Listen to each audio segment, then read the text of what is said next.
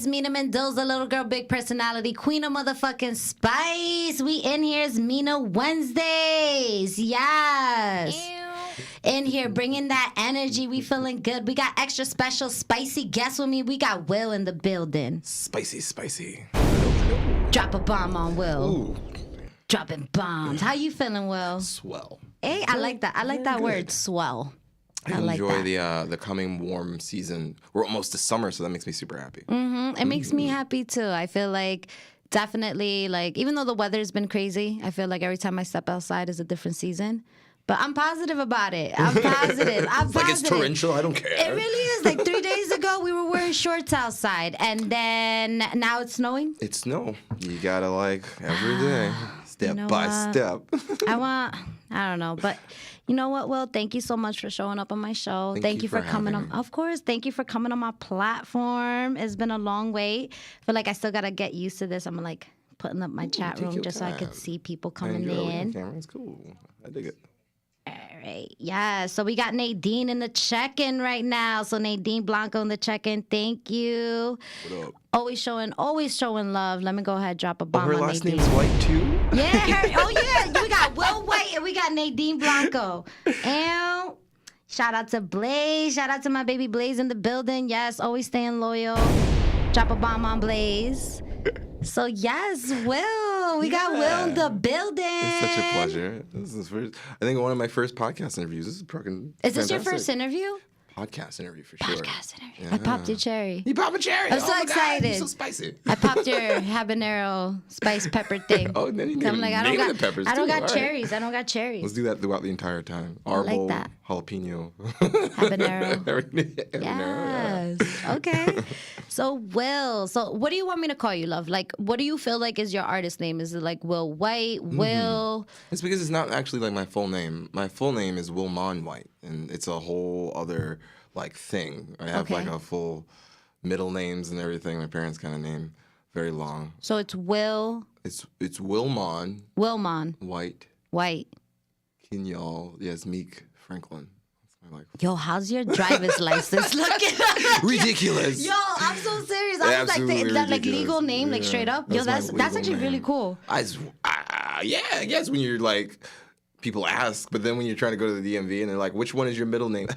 I don't know. Yo, how are you with, when you're like in school and they teach you how to write your name? Yes. Yo. I sat there for like 2 hours. I was like, I don't know the letters. Yo, I don't know the letters. I got a 6-year-old that I have like struggles with Darius. So I'm just like, oh my God. I was like, yo, that's crazy. Yeah, it was always a funny thing because, it's kind of like, an oxymoron. I still deal with it today. Oh, that guy's black. What's your name? Will White. I'm dead. You said it. I didn't say it. You said it. Yeah, I guess it was me this time. Yes. Shout out to Millie. We got Millie in the check-in. Shout out to Patterson, Millie. Yes. Hometown. Yeah. So wait a second. I heard that you're from Patterson. Yeah. I was raised in Patterson. We are all from Patterson. Yo, shout out to Patterson.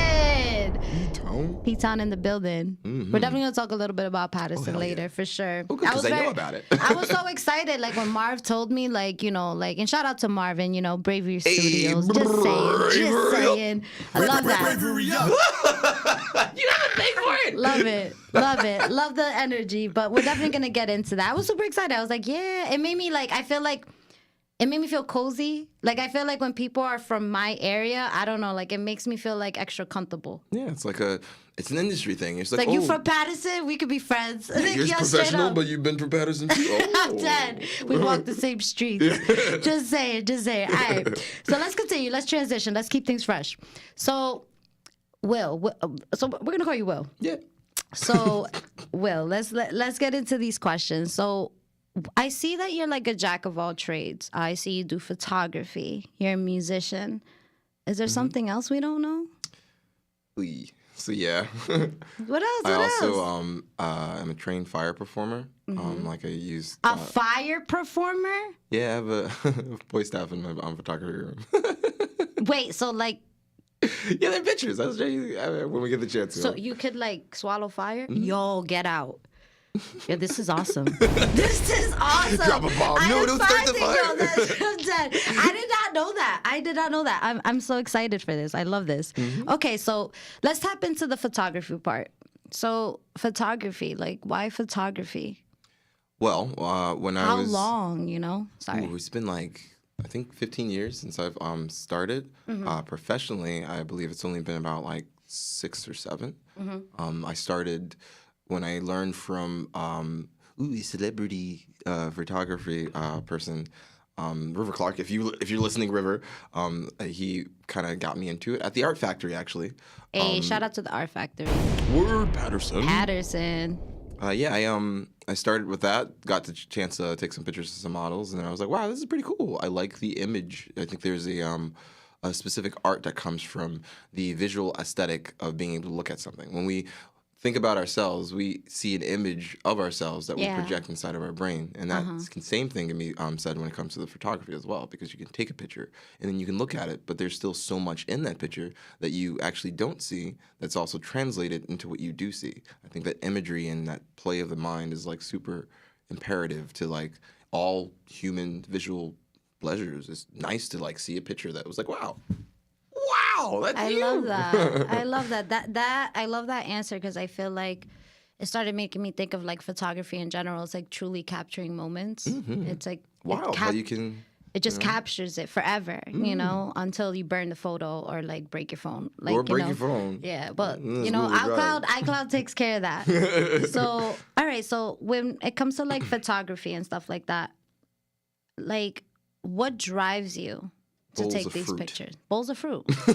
I love product photography. Like Picasso. That's Picasso, right? Yeah, kind of. Is he the one that did he do the bowl of fruit? I don't know. Picasso did the abstract art. Pictures of like the weird noses and faces and stuff like that. Who am I thinking about? I know there was like a wilted sunflower.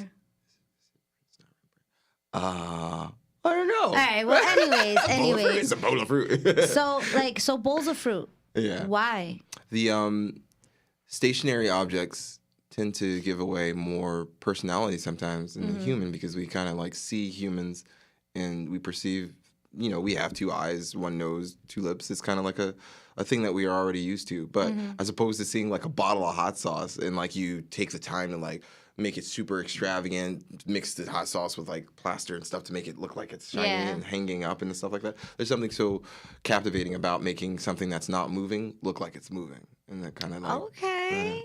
I like that. So that's the type of art, you know, well, that's the type of photography that... I favor that, but I also very much favor the human aesthetic as well. It's nice to like take a picture of someone and then be like, oh, wow, this is me on film. I enjoy this. What? That's awesome. You get to look at yourself not through a mirror, but through a lens of a perspective, you know, that you're seeing for someone else take a picture of you. And then from there, you kind of like formulate your own ideas. I like that. The human journey of what you see. The ocular stimulation is good. It feels good to like look at something and be like, wow, that's an image. We take a lot of our visual things for granted. Like every morning when you wake up and you see something, there's like a blessing to be like, oh wow, I'm alive. I love that.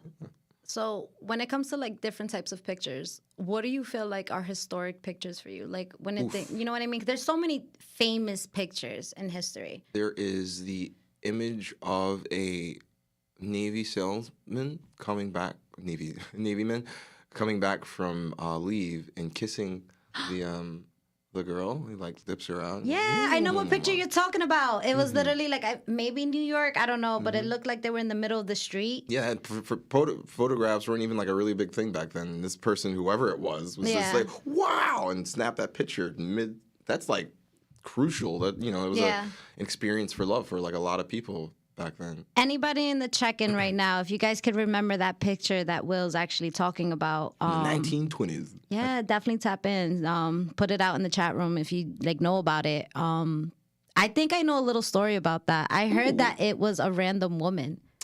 Damn. Like dude just had a camera. It was like, yo, kiss that guy. You got it happen. Do it for the gram. Yo, but I could be wrong, you know. But I do remember, because I remember that picture. I remember that. See, that's kind of what I mean. Like, though someone may see that image, they will never really like know what happened if they were unless they were there to see the picture be taken. And that's like That's crazy. I hope it was consensual. I hope so too. I mean, in either way, it was a great picture. It's a good picture. When I think about pictures in history, my favorite one is always gonna be the guy in front of the tank. He was wearing like a suit, and he was just like standing in front of it. Do you know what I'm talking about? I think so. He was just like standing there. I think it was like somewhere in like, I don't know what Asian country. I'm not exactly sure. I should research this. But that's always a picture that stood out to me. I was like, yo, look at all these tanks and this guy in this black and white suit. Like, yo, what up? I'm here. Business. I'm here. That's always a picture that stood out to me, like always. And also, like, I feel like another picture that definitely stands out to me is the pictures of John F. Kennedy before he got assassinated. Ooh. You know what I mean? Before like not to get like not to, before, yeah. Real. Like not to get like morbid, but like think about it. Like these are actual moments of someone who was alive and like within 5 seconds gone. Yeah, it's a dark It's crazy. It's crazy. And because of those pictures that were taken, they were able to get anywhere close to like the person that actually was assassinated, because they said through those pictures they were able to see like bullets and like I don't know, like just different things. So photography comes through sometimes. I'm just saying, like, yo, no security cameras, that's okay, we got a photographer here, just start snapping everything. Do it for the gram. No, do it for the gram. Yo, I'm dead. So I don't know, I always look at those photos and it's iconic to me, like, to see Jackie Kennedy and, like, that pink. I always remember what she was wearing, that pink. They were in a convertible. I think they were, like, driving somewhere through Texas. It was, like, some parade. Damn. Crazy. Yeah, I always remember wild. that. When you, like, really think about it and how that, like, that's a really, like, wild situation for anyone to be, especially if it's on TV like it was. Who do you think owns the photo? Oof. Ooh, that's a probably good the government one. At this point. They probably have like full copyright or trademark. I would think so, yeah. They're like, yo, who took all these pictures? Yo, you coming with us. You took a picture of it? Oh, so who you were shooting that day? I'm dead. That was dark. So we actually got a question in the check-in. So it says, what do you photograph from Nadine? I think we kind of answered it, but maybe just a little bit more in detail, love. She says like weddings, art, nature. Yeah, okay. So yes, often I am hired specifically for model work, those who are looking to do either trade shoots or something that's more or less along the lines of promotional efforts for like their show or for their flyers or for their portfolio and stuff like that. Secondary, I do a lot of nature and landscape stuff because I also enjoy landscape quite a lot. Like going out to a mountain and be like, I hiked 6 hours and now I take a picture. That kind of feels rewarding to like be able to look out on the efforts of being able to be human to make that decision to go up there. And then taking the even further jump by saying technology is allowing me to capture this moment in essence. So mostly for, model and landscape.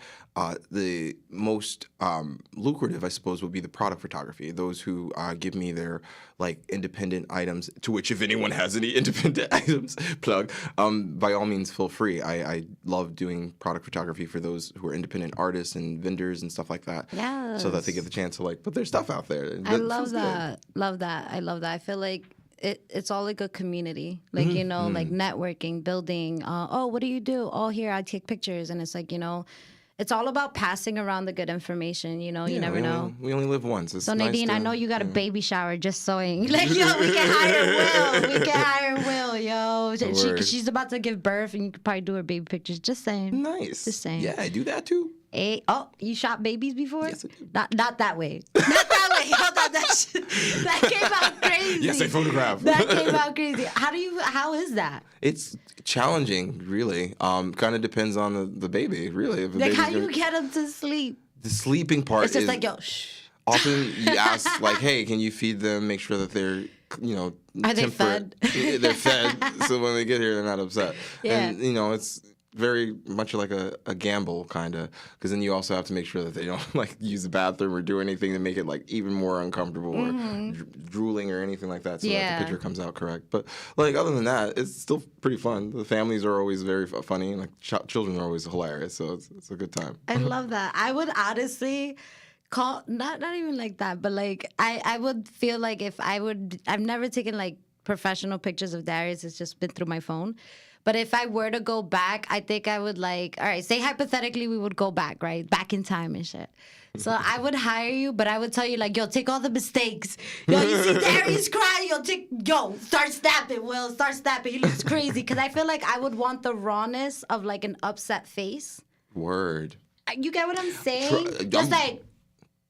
I'm with you all the way on that. Honestly, it looks so raw. I love raw imagery. You I like when this people. Forever. Yeah, you're not gonna look the same forever. Come on, take the moment. Do that face. Enjoy what it is for what it is. Like you have a face. Exactly. I like the raw emotions. And like Darius be 18. Yo, you see this? That day you were upset. Yo. Drooling and making a mess. It's cool. You're an adult now. I'm for it. And Nadine actually says thank you for the answer. Don't shoot my baby. I'm not gonna shoot anyone's baby. Love it, love it. I'm loving the good vibes right now. Hey, we got Amanda in the check-in. Sata's in here. Woo! All that. Love the energy. Yes. All right. So we talked about like basically like focusing on photography, like famous, like photo, like just in general. How is that investment? Because I feel like when it's with cameras, you got like a piece here, a piece here, a piece here. Oh, I need this like umbrella thing for the lighting. Like, yo, like that investment. Like, are you constantly investing in yourself? Always. It's the, honestly, for cameras, it's mostly the lenses. Because the lenses are like the number one thing that'll capture the actual image. The camera will, take and house it, but it's the lens that'll make it really look good per se. Yeah. So that's what the investment really comes in. Sometimes. So it's like switching them out. Yeah. Okay. Investing in like a good lens will never cost any less than, one of the better ones anyway, will never cost any less than like $1,500. Wow. Just the lens. That's expensive. It is. That's expensive. Okay. So yeah, I'm constantly on an investment, especially for the other types of work that I do as well. So it's kind of like a natural, like, I'm investing in myself, better make me the money back in like 6 months. And it does. It almost always does. There's not been an opportunity where I took the time to invest in myself and it didn't like come back tenfold. And that's like, and when those things happen, it's a normal thing. Sometimes you invest and it's not specifically profitable. Yeah. It's kind of where you allow for your either mistakes or progress to take you from there. And like a lot of the investments that I made, I'm happy with. Have you ever had someone sat on your investment? I don't know, like, yo, imagine your camera being on a chair. Yo, boom. Hey, yeah, actually. Yo, for real? That was a joke. No, it's not for me. That's crazy. So what happened? So I actually lost it that night too. Wow, I'm so sorry. Yeah, no, it's okay. It gave me a chance to like reinvent and do other things to be like, oh shit, I can do this too. It was a blessing. Yeah, a blessing in disguise. Okay. I was at a party, and it was a really crazy night. I was at a party, and I was taking pictures for a live event that my band had played in. We finished playing our show. I put my equipment down so that I could switch to doing photography instead of singing. I wanted to get off stage and then do photography of the bands that were there. Look at you, Hollywood. Yes. Effort, Ed. Like, love it. But no, I set my camera down and I was gonna get ready to deset my microphone and all that jazz. Someone comes by, sits down on my book bag, didn't even realize it the first time, and I'm like, "Are you fucking serious? Don't you see that there's something in there?" Yeah, for real. And eventually they got up, and as I was going to put it was like, "No, I'm not gonna even take it out at this point. We were one of the last bands." And so I go and I put it in my friend's car, or at least I thought. I was a bit tipsy that time. So I put it in my friend's car or whatever. And as I'm leaving out of the bar, actually, he's not there. So I asked him, I call him, I'm like, yo, man, do you have my camera? He's like, no, I don't have it. So I eventually thought that maybe it might have been that person that, like, sat on the bag. So I was like, no, this person got upset at me and probably took the camera. Then I decided to rampantly, like, walk home. I was really, really upset. And as I'm walking home through Patterson, actually, someone tries to mug me. And they almost get away with it. But they took everything already, yo. Yeah, I already got lost my camera, man. So for, like, a good 3 years, I, like, stopped doing all types of photography and video because it, like, really is upsetting to, like, lose fucking, like, $3,000. That's an investment right there, you know? But you gotta get back up. You gotta get back up. Well, like, you come down, you get back up, and then you're stronger. No more getting tipsy with the camera bag. Like, yo, like that's it. We keep all eyes on that. And then get tipsy later, you know? Yeah, like 5 years later now, we got our own photography studio, working on some stuff, got some clients coming in. It's awesome. So a different change in pace. Okay. You learn from the investments that you don't get to pay off from, and you make more that will be more beneficial in the future. Okay. I love that. Love that. So now let's kind of switch sides real quick. Now let's focus on the music. So when it came to like making, so you're a musician.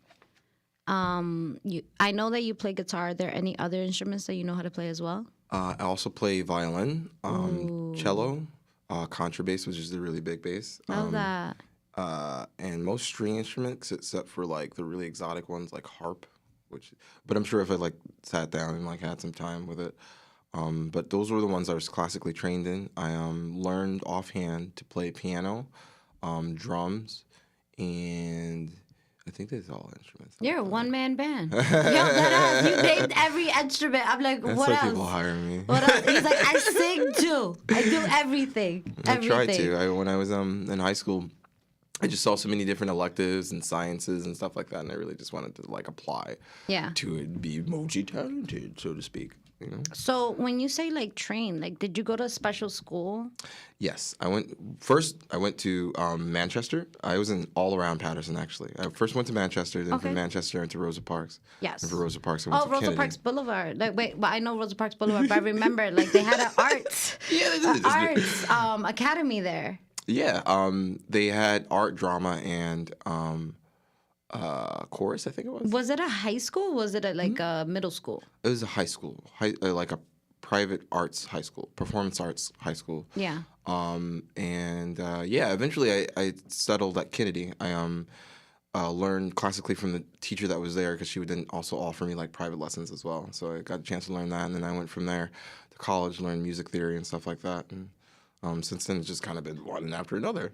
That makes me happy because I feel like hearing that from Kennedy High School, just being like someone from Patterson, I feel like we get so much like stigma. You know what I mean? I'm gonna say it. There's a lot of stigma. Like if you come from a minority-stricken town, there's a lot of stigma. So to hear like these enlightened things, like a teacher especially, I feel like to have such a like driven teacher like that is so important. And because look, like it helped you evolve. You know what I mean? It did. I'm very grateful for they that. got a Kennedy, you know what I mean? And even me saying that, I'm even wrong for saying that. Like, I feel like I want to almost break that cycle, break that stigma. Well, no, not specifically. Because, I mean, okay, sure, the foundation by itself there are a lot of issues with it. And then there's also the town. But then there's also the people who are in there. If that were the case, if you were saying that, oh, even from Kennedy, that would be to assume that no one else would have made that effort to like rise above the stigma. There's tons of artists and people who have taken the time to say, okay, even with the insurmountable amount of adversities that you have to deal with while in a school in urban city, there's still the time to take to focus on yourself and inward. That same thing goes for you being from Patterson and doing and being able to be the person that you are for like just being fantastic. It's weird. That stigma I personally think is something that we kind of skip past. We don't get the chance to like really divulge and talk about, like, because that stuff comes from someplace. It's not just inherently something that you think about a school if you don't know anything about it. It's kind of like, oh, well, Patterson must be one of the dangerous places on the country, and that's kind of like here or there. It might be even more dangerous places, and Yellowstone's more dangerous than Patterson if you don't know what you're doing while you're there. Yeah, facts. This is a jungle. Like every place is a jungle. We're in a nature environment, and that's kind of not going to change specifically because of the environment that you're in. It's what you do while you're in that environment. Exactly. Yeah, I agree with that 100%. I feel like you end up doing something with what you're given, and you want something different. So really, I guess like the person, it's just like I just feel like it's good to have a good community around you, the support. Feeling of support is like, I feel like I wanted to get at is just like when you can feel supported, I feel like it gives you just more of like a valid, just, hey, I'm going to keep going. You know what I mean? So that was... Shout out to that teacher. I feel like that's great. What was their name? Miss Margovitz, actually. Miss Mervix? Margovitz. Margovitz. Mm-hmm. Shout out to Miss Margovitz. Miss Margovitz, Miss Lim, and Miss Weimer. That was my art teacher, my music teacher, art teacher, and my drama teacher, to whom all like really like took the time to like invest their like training into me, which it definitely helped me. It helped me stay above a lot of the like, because all right, cool. I am from an urban city school, and it was dangerous. There were knives and guns all over the place. Yeah. But luckily, I had a good support foundation system. I actually worked for a bunch of community service programs that were in the school as well. We had a youth mentoring program that I would go to with one of the other bravery dogs in this house, Matt. Who you talking about? Shout about. Schmatt. Schmack? Schmatt. Okay. Matthias. Scott, he's Ka-bomb. a massage therapist, and we kind of went to the same youth mentoring program. We did a lot of community service for the people cleaning up parks and stuff like that, teaching young kids, how to stay above Yes, all the positive vibes. I love that. Positivity. That's amazing. That's amazing. Thank you you. do I great appreciate things. that. Great things happen. Yeah. I love that. I love that. Okay, so with being a musician, like we talked about, like with your teachers and how they influence you. Who do you feel like are other influencers when it comes to being a musician? Whether it's famous, family. So, family members. I had one family member who played bass for Diana Ross back way then. That's the only person in my family that did music. It's like my great grandfather. Okay. He's the only other person That's who did music. amazing, Will. That is amazing. You said it like it was nothing. I was what? Not specifically, but like, we didn't. Yeah. I didn't really get the chance to like meet him per se, but there was a bass that he left over for the family, and he was the only person that kind of like played music in our family, besides like some of us who sang. And, I really looked up to that because I was like, oh, wow. So there is some, musical resemblance in the family. And that helped me, like, keep pushing to keep doing music because that sometimes it's like, wow, this hurts. I don't want to do this anymore. But I kind of did. And that was one. Another comes from just generally most African-American musicians nowadays and also a lot of Delta blues musicians from like the 1910s and 18s that played like finger School picking. me on this. Yeah, so there was a bunch of artists from the South that were starting to become recording artists around the same time that like Billie Holiday and some of those were starting to emerge. And there was a very specific type of guitar playing from the 1800s onward that required a like sort of finger picking style that was kind of like unheard of because it was like folk music meeting the African American sort of expression when it came to music. Okay. So it was called Delta blues, and it was kind of like a very specific style of music and folk music for Black people. And they took that. One of the most notable people who did that was Robert Johnson, to whom the Faustian bargain originates from, the people who meet, or musicians or artists or famous people who get to the crossroads and made a deal with the devil. That originated from that person. Robert Johnson was one of the first people who sang about it and kind of detailed about it. I think I know who you're talking about. This guy is with a cigarette. He's like really buggy-eyed. I know who you're talking about because of that story. I made a deal. I sold my soul to the devil. That's kind of like the Delta Ray blues like aesthetic. That's crazy. That was a very big thing for African Americans back then. It was a good way for expression. It was musicians for African Americans getting out there to get the chance to like express themselves. And white people being okay with it and paying it forward and being like, okay, this is something that we all enjoy, and like it really kind of expanded the horizon to like jazz and sort of like all the old timey music that we hear nowadays. That kind of makes a standard for the 20s. Okay, 100 years later, it's kind of like a really big thing coming again, where we were making flappers and 1920s aesthetic masquerade parties. Was this like Harlem Renaissance days? Close.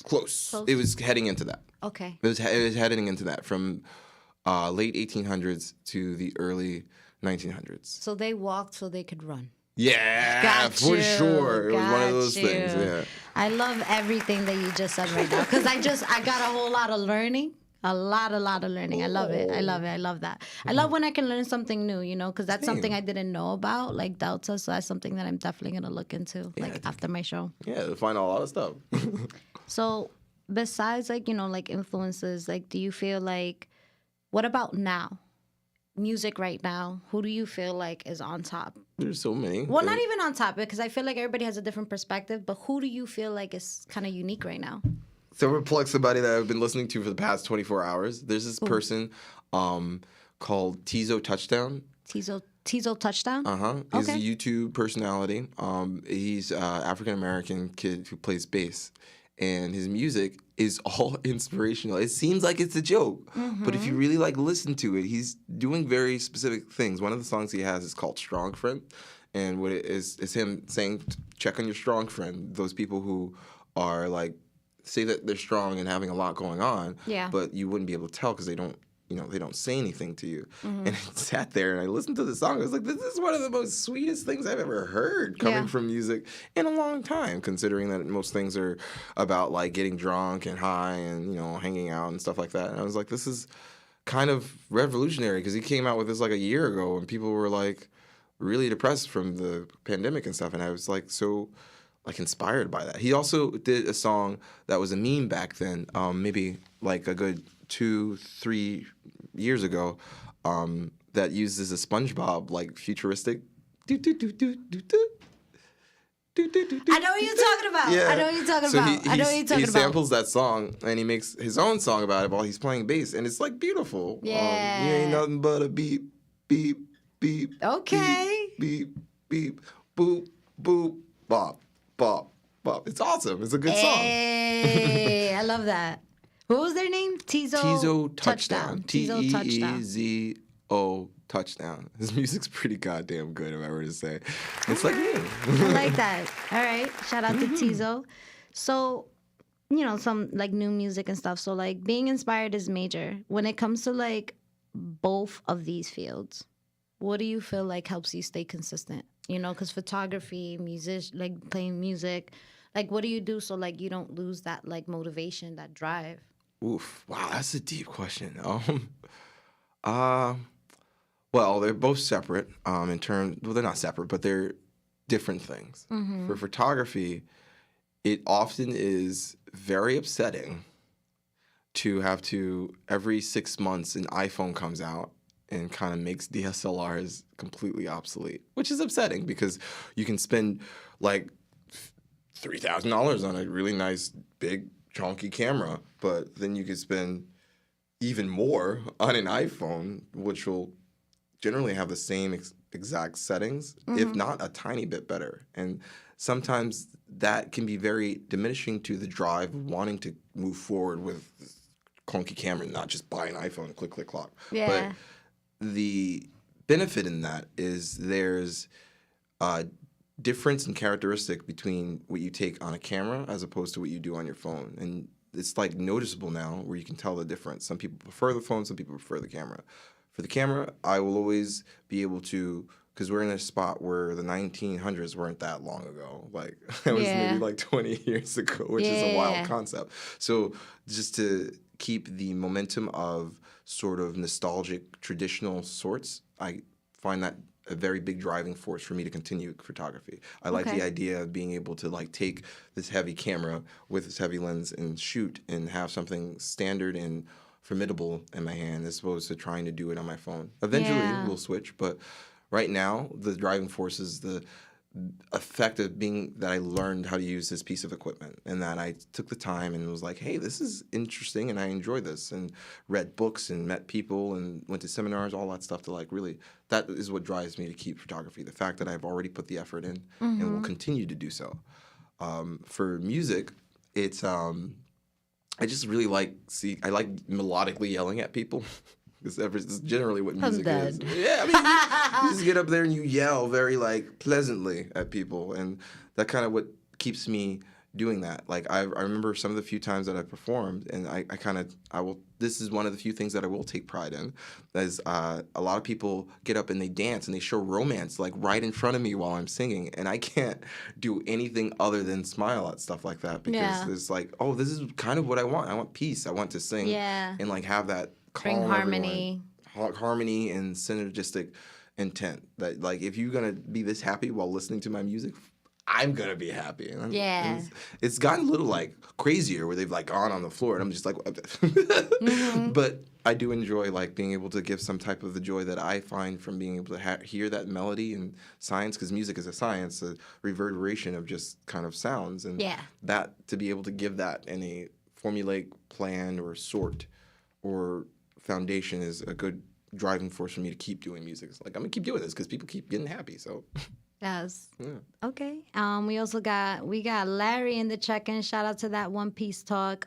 You can check them out on Mondays. They got that lineup that day. So yeah, thank you, Larry. He's out Thanks, here. Larry. He's like my guy Will out here. Drop a bomb on Larry. Love that. All right. So like we talked about like keeping the balance between the two. And like you said, like eventually it will turn into your phone. Like when it comes to your genre of music, what do you feel like what categories will in? Oof. I don't like to. So apparently there's a new one, right? There's a new category There's of music? a new category. What There's is a this? bunch of new categories. I feel like I'm getting old. Like, what's going on? Like, what else is there? This is from what I remember, it was rock, hip hop, rap, alternative pop, Latin. What else is out there? So now Soul. we got anti-pop. Punk? Like, what is that? Billie Eilish. Or anxiety pop, rather. Anxiety pop? Music for those who have severe anxiety, but still like the idea of partying and getting, Drugs. Getting I'm like, I think of drugs. Droga. Yeah, it's a real thing. So it's called anxiety pop. Or anti-pop. It's kind of like Anti-pop. So, okay. So anti is like the little subversion for it. Yeah. Got it. There's that. There's Witch House. Witch House? What's Witch House? Or Witch Hop. Bruja Casa. What's that? What is that? I want to say it in Spanish. What is that? So it's the visual aesthetic of goth or witch aesthetic, but in house. So more like ethereal, but like with and like a. That's not bad. No, of course not. It's not bad at all. Yeah, it's actually, I dig that. It's I dig that. In case anybody plug another artist, in case anyone hasn't gotten the chance to, there's one that in particularly will resonate with that genre. That would be Pumarosa, which is kind of like a European artist, and it's like some chanting. It's like you're in the woods and some witches are calling at you from the trees, but they're like party. Yeah. That's one of the new like genres. But in terms of what you asked me about mine.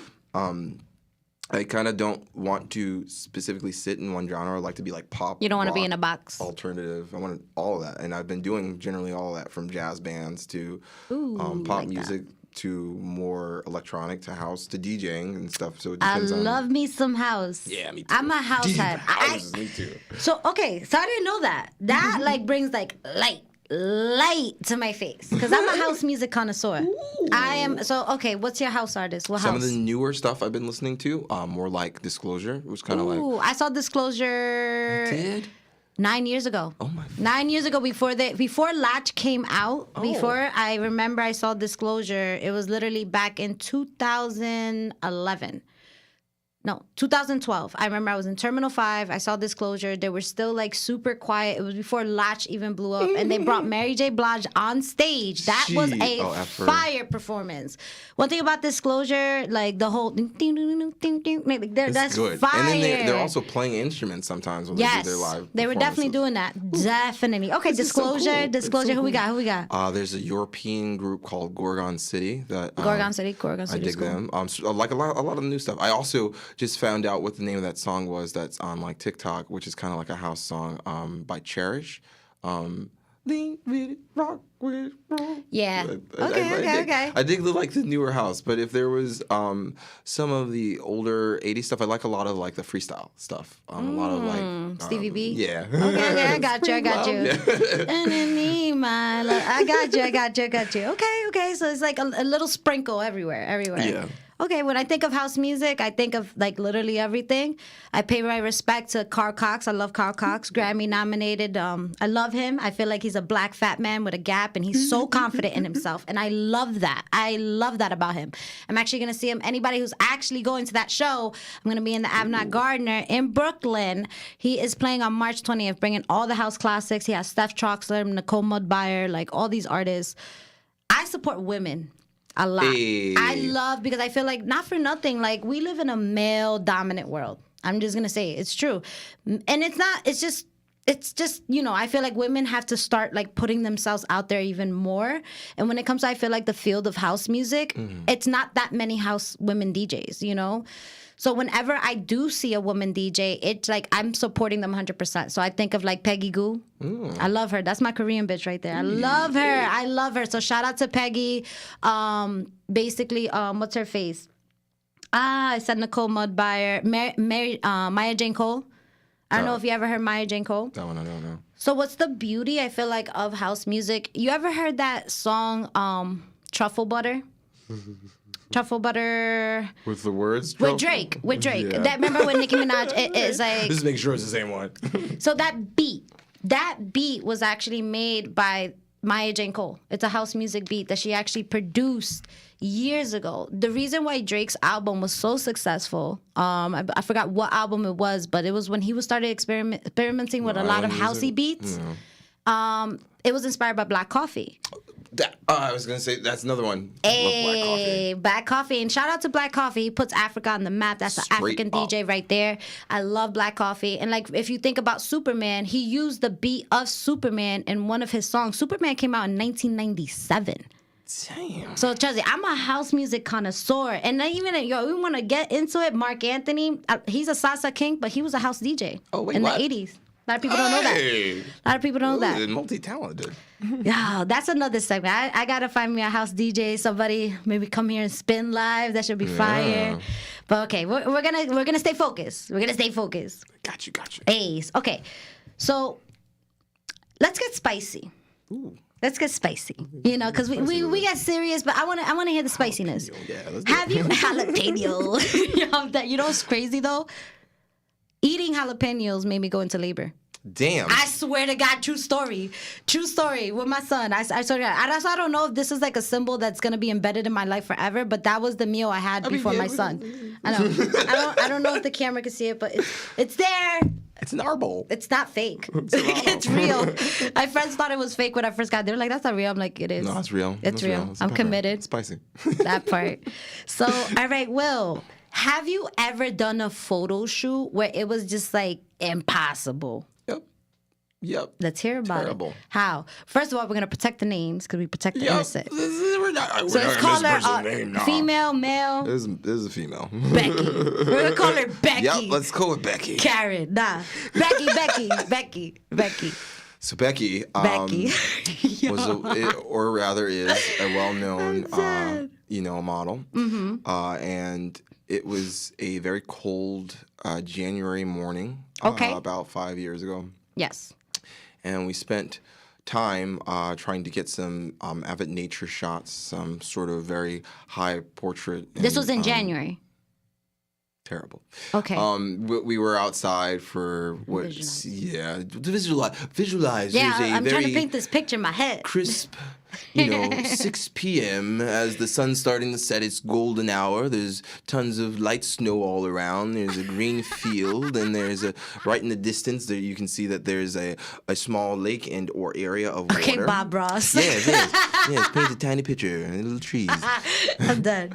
But no, I mean we were shooting for what already seemed like 2 to 3 hours, and it's frigid. It's like at least 14 degrees. I'm expecting that this person to whom is in the barely, the very scantily clad clothing and attire would be the one to want to leave. But no, we just kept shooting, kept asking for better lighting, even though they didn't take the time to look at the pictures to see the lighting.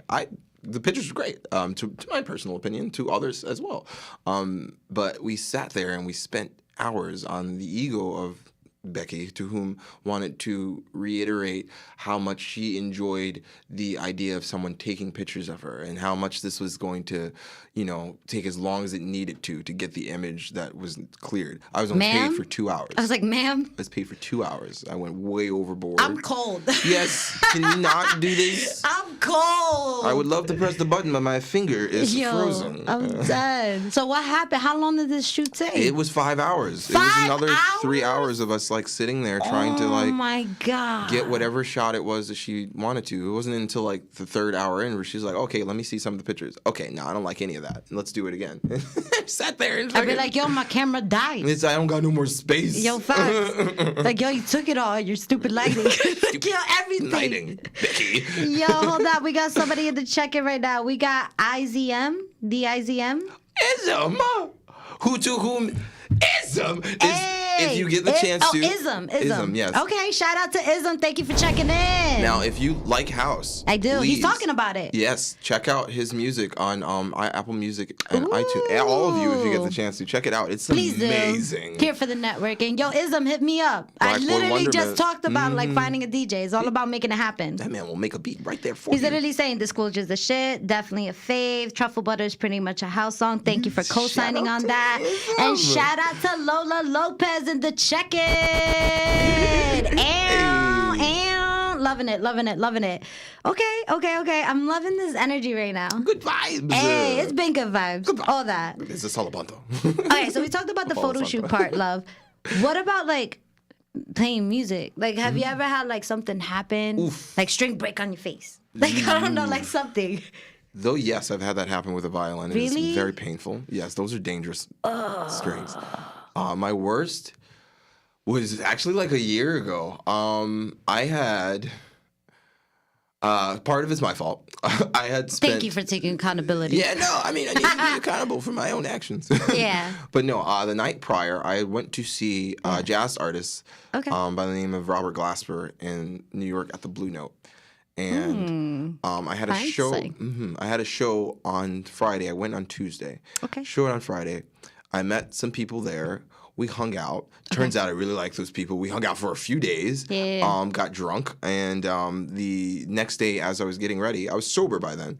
But by when I got to the actual venue to do my show, which is like a 3-hour show at a restaurant, it was people waiting. One. Two, I had gotten there and I hadn't realized that my wires, which is like a really big thing, weren't all coiled and put away properly. Okay. So the last show that I did properly, last show I did previously, I had all my equipment and I kind of just threw it in because I was trying to get out so I could go home. But then I had to like get all of them out and wrap them up again. It was already like 7:50 and I had like till 8 o'clock. So I had to be very, very, very quick to put everything together. I put my stuff and my equipment all on one side. I eventually got it all set up. Then I went to go and sing, and my mic was not working. So I had to figure out why my mic wasn't working. I had to quickly fix and put the wires. It got so much worse. Ooh. Was it like a Mercury retrograde or something? I may have been because. No, why am I touching everything? It's breaking. What's happening?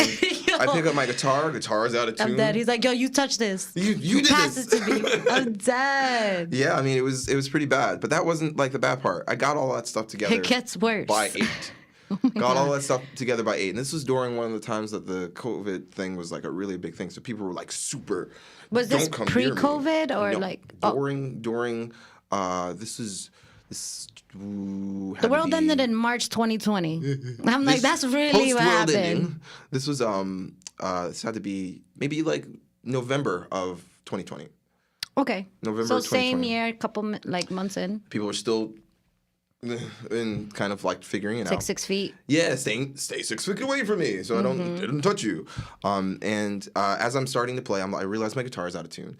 Ooh. And there were 2 people sitting in front that was like, I paid $70 for some pizza, and I came here to see this guy. He's not ready. It was 8 o'clock. I was ready, already starting and doing everything. And they got upset, got up and walked out. First time I've ever actually had anyone walk out of a show.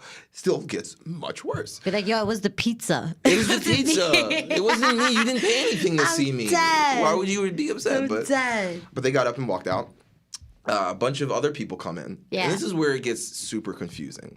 I'm playing music. Okay. And I hear from the far back corner, someone gets super upset. They're like, wow, they pay this guy to do this? And I'm like, wait, yes. Yeah. I'm going to get paid no matter what I do. It's my job.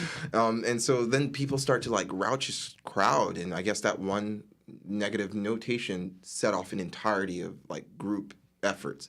There was a group that was sitting there. Wow, I could play better guitar than him. This guy really Yo, sucks. shut the fuck up. I'm like, yo, how do you that, not though. fight any? Yo, you're right. Can't do that. I can't be a musician. It was very hard. It was one of the hardest performances I've ever had because there were some people making racist jokes. Wow, that guy looks like a crackhead or whatever. Because I'm getting, exasperated from having to exert my energy positively to people who negatively will reorient that. And kudos for you for having patience. Oh boy, I tried. The funny thing is though, luckily the people who were there that booked me really loved what I was doing. Booked me the next day afterwards. So got the chance, went home.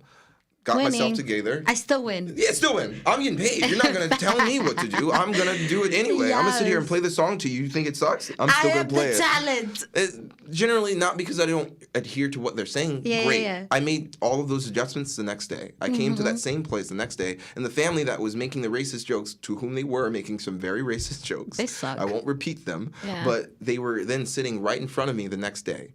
They saw me. They were like, wow, that's the guy from yesterday. He's like a totally different thing. I restrung my guitar, had better guitar strings, got hand sanitizer because it was a really big thing. They were like, oh, well, I saw everything he touched in this Came place. in a bubble. Yes. And it was like a very difficult thing. I played and I was amazing the second time. And they were like, wow, he's really good. Got up, still didn't tip. Still didn't tip. What? Just walked right out of it. I don't like they that. stayed the entire show, by the way. The first time they saw me, they stayed the entirety of the show. That's so crazy. Second time, stayed the entirety of the show. Saw all of my performance just to tell me that I was bad. That's whack. First time that's ever really even happened at all. I've never had someone walk up and get out. I've played empty shows for when people produce and, I show up and I just bring myself.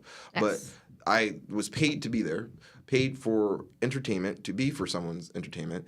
And the people to whom I was supposed to be entertaining, even though they were entertained because they stayed the entirety of the time, felt that they had the right to then justify making fun of what it was that I was doing as work. I'm getting paid to be there.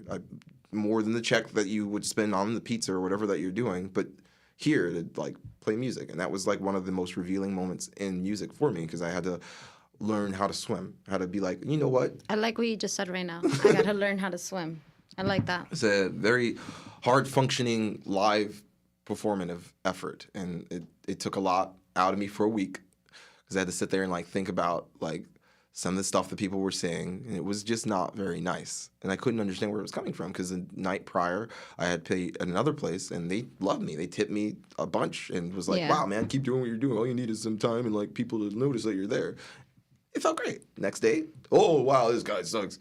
Oh, wow, this guy should be doing crack. I'm like, they were just... Yes, they were literally heckling me. Yo, that's a tough crowd right there. It was a very tough crowd. Tomato, boo. I'm surprised there wasn't because it was an Italian restaurant. I was waiting for it. The tomato. God. Please don't those tomatoes pun intended. I'm dead, bro. I'm dead. That's funny. Okay, yeah. Well, good for you. I even have Ism in here co-signing on the patience. It's a lot of patience to have. So I admire that a lot. Okay, so we got some spicy stories down. So we got one based off photography. We got one just based off performing.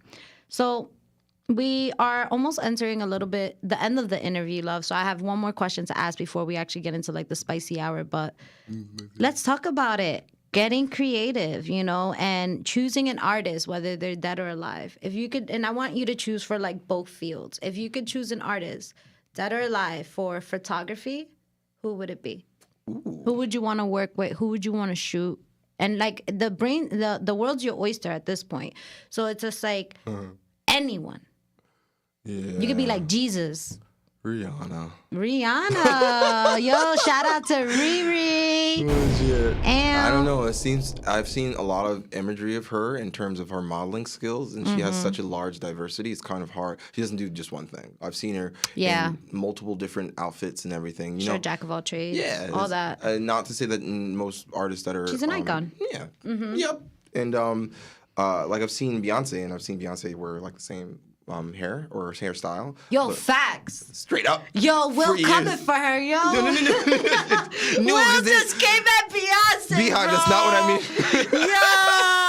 Yo. Do not need the Beyonce parade coming Liquid after courage. me. Yo, no, he said Beyonce got the same hairstyle for 10 years. Yeah, Let me Stop. Yo, it's all right though. I'm co-signing. I'm like, you made me think about that. I'm like, yo, she dead ass had the same hairstyle. And she's beautiful and talented. And she is, definitely. But the diversity I've seen Rihanna go through is like wild. That's true. From like, Rihanna started the bobs. When she got that bob haircut, I got a bob haircut. I got a bob haircut.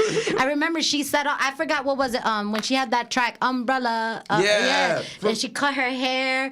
Yo, Lola, if you still in the check-in, I remember one time, we were kids and we rode the bus and like she went through a little heartbreak and she was singing, what's that cheating song by Rihanna? Oh, Unfaithful. I'm mad you brought that up. Yo, the back of the bus just singing that. Like, who were we? Like, 14 years old. We don't know anything about love. Like, yo, I always remember that. So I have a funny story with that song. Let's hear it. Very embarrassing, actually. One of my first, like, high school relationships. Yeah. You played I don't know why I'm sharing this. Yes, not me. Not me. It Pandora chose it. Yeah, the person invites me over. They're like, yeah, let's come hang out at my pool. I wanted to talk to you. And has their ex, I guess, boyfriend at the time. And they play the song, and I'm like, why are you playing Rihanna's Unfaithful? He's like, oh, well, I still love my ex-boyfriend or whatever. I'm like, what the fuck? I'm 14 years old. I didn't really, like, grasp the opportunity of what it was. You hurt my feelings. And I had, I listened to that song for a while, too. Unfaithful. I hate this song. All right, so we got Riri. Any other two artists that you want to like name, like to do photography with? And I love that. When you made me really think about that. She is an artist that definitely is creative. Like many, like just I think about it. I'm like, she got long hair, short hair. And you know what? Congrats to Riri because she is actually pregnant. Yo, she's pregnant with A$AP Rocky. Yo, that kid is gonna come out fashionable and making music, like literally rapping and singing. Just literally. So who else we got? Will who else? I not specifically an artist, but I guess the guy who owns the company. I would love to work for Getty Images. Images. You ever see the news reports or Facebook stock photos? And it'll say right there in the corner, Getty Images. Like a little thumbprint. Yeah. Those people take pictures of most of the news report art and like live coverage things. That's sick. Yeah, and that would be really great because I love photojournalism, stuff that like live pictures. I like you were saying before, the natural effect, like your rawness is, Okay. I enjoy that. So if I could work with them, that is another one. In terms of music, I would love for Dad, if ever the chance to like have played with BB King, that would have been like just so sweet. That man has just, he could one of the only few people who could just sit in a chair and play on stage while everyone else is standing and still be the number one center of attention.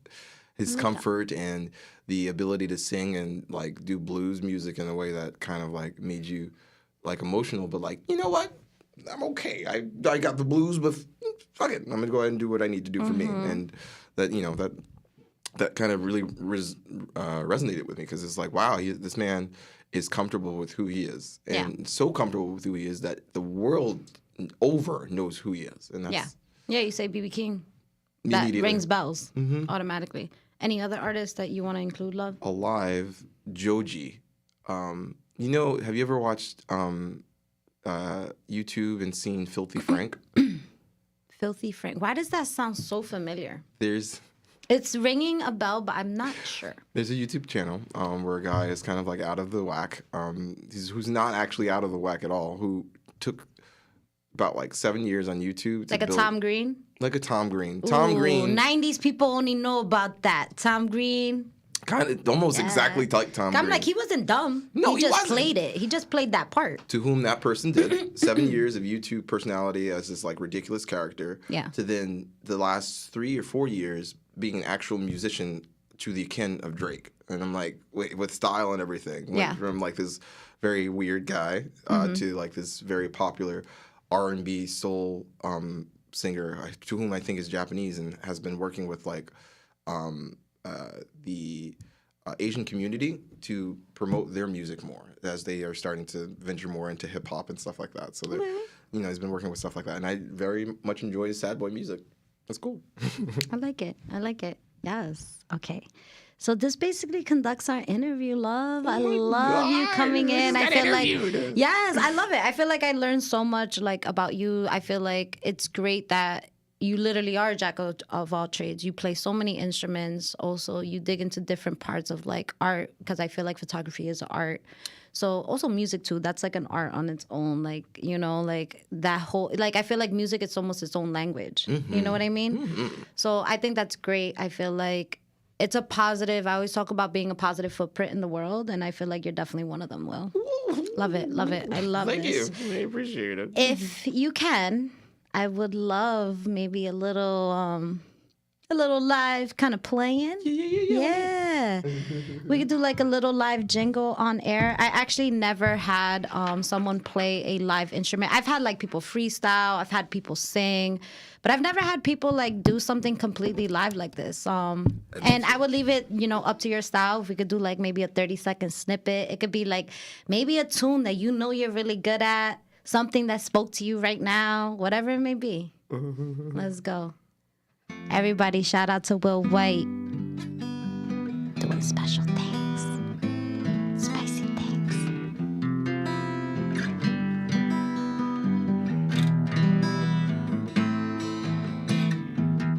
We're not strangers to love. You know the rules and so do I. We know exactly what I'm thinking of.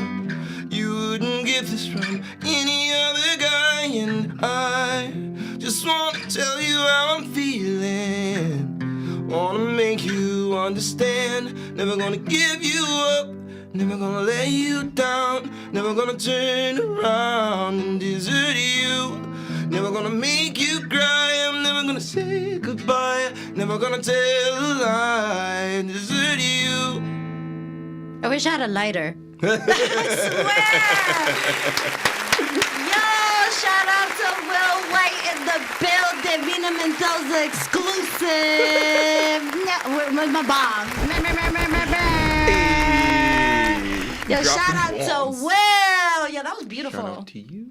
Thank you, my love. That was beautiful. I appreciate it. I love that. I'm loving the energy right now. So yeah, so we're still gonna continue the show, guys. We're gonna take a little break. You know, we gotta give our voices a little break. So we're gonna leave you guys with just a little bit of music, but still stay tuned in. The spicy hour comes in. We're gonna get into these like crazy topics, and yeah, Will's still gonna be with us. So still stay tuned, guys. Stay tuned. So we're gonna play some music. I'm like, all right, what are we gonna play? Immediately starts playing Leave Yo, let's party, y'all. Let's party.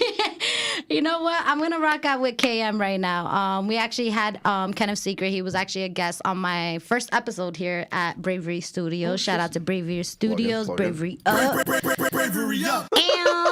So yeah, so we're gonna rock out. This is actually a joint called Game Boy. We're gonna let this rock. Some quick short shit too.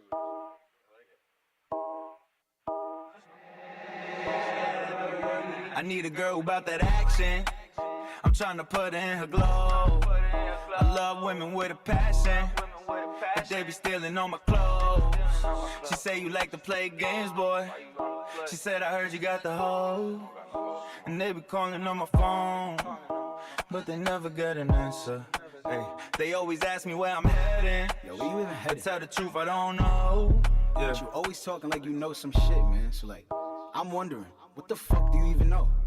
But I know I got the bad hoes coming, trying to roll up something. I'm so New Jersey, I don't do fist pumping. To me, she nothing. If you bag, you cuffing. Could tell a lot about you by the girls you loving. Hold up.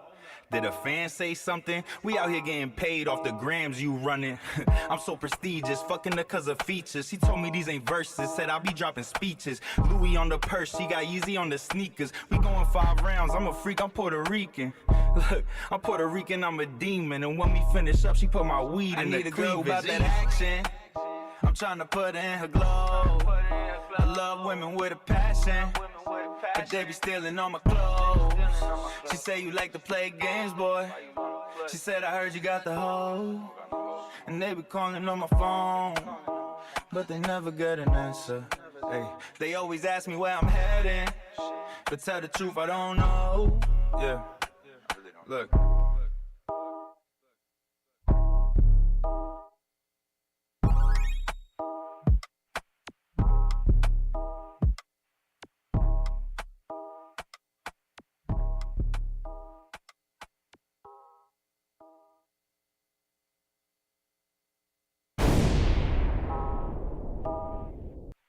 quick short shit too.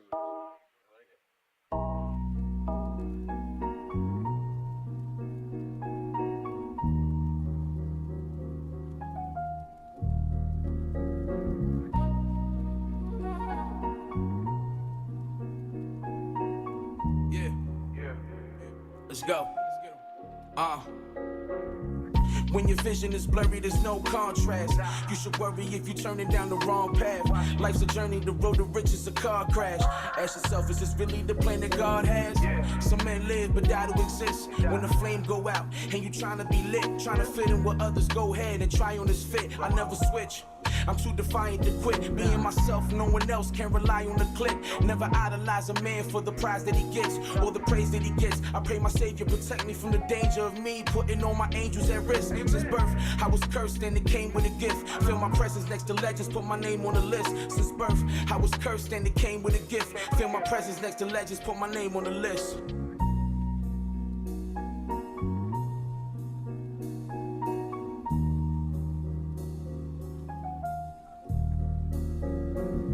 Picture my face when I hear this shit. This in my click slick. I thought we was here to get rich.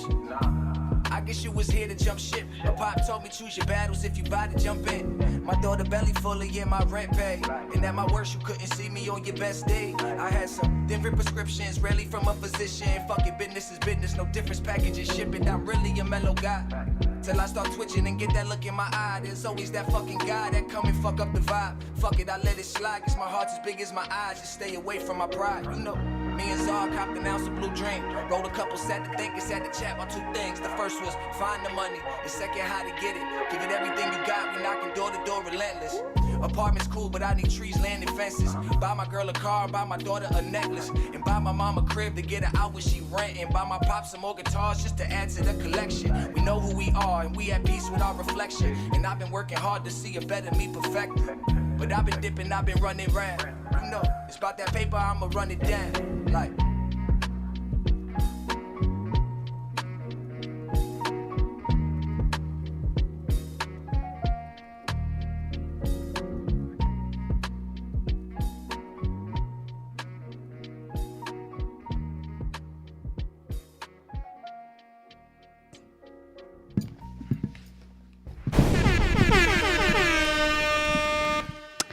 Yes, it's Mina Mendoza, little girl, big personality, queen of motherfucking spice. We back here. We back. We got spicy guests still with us. We got Will White in the building. I like your spicy intro. Yes, it's me. It's my alter ego.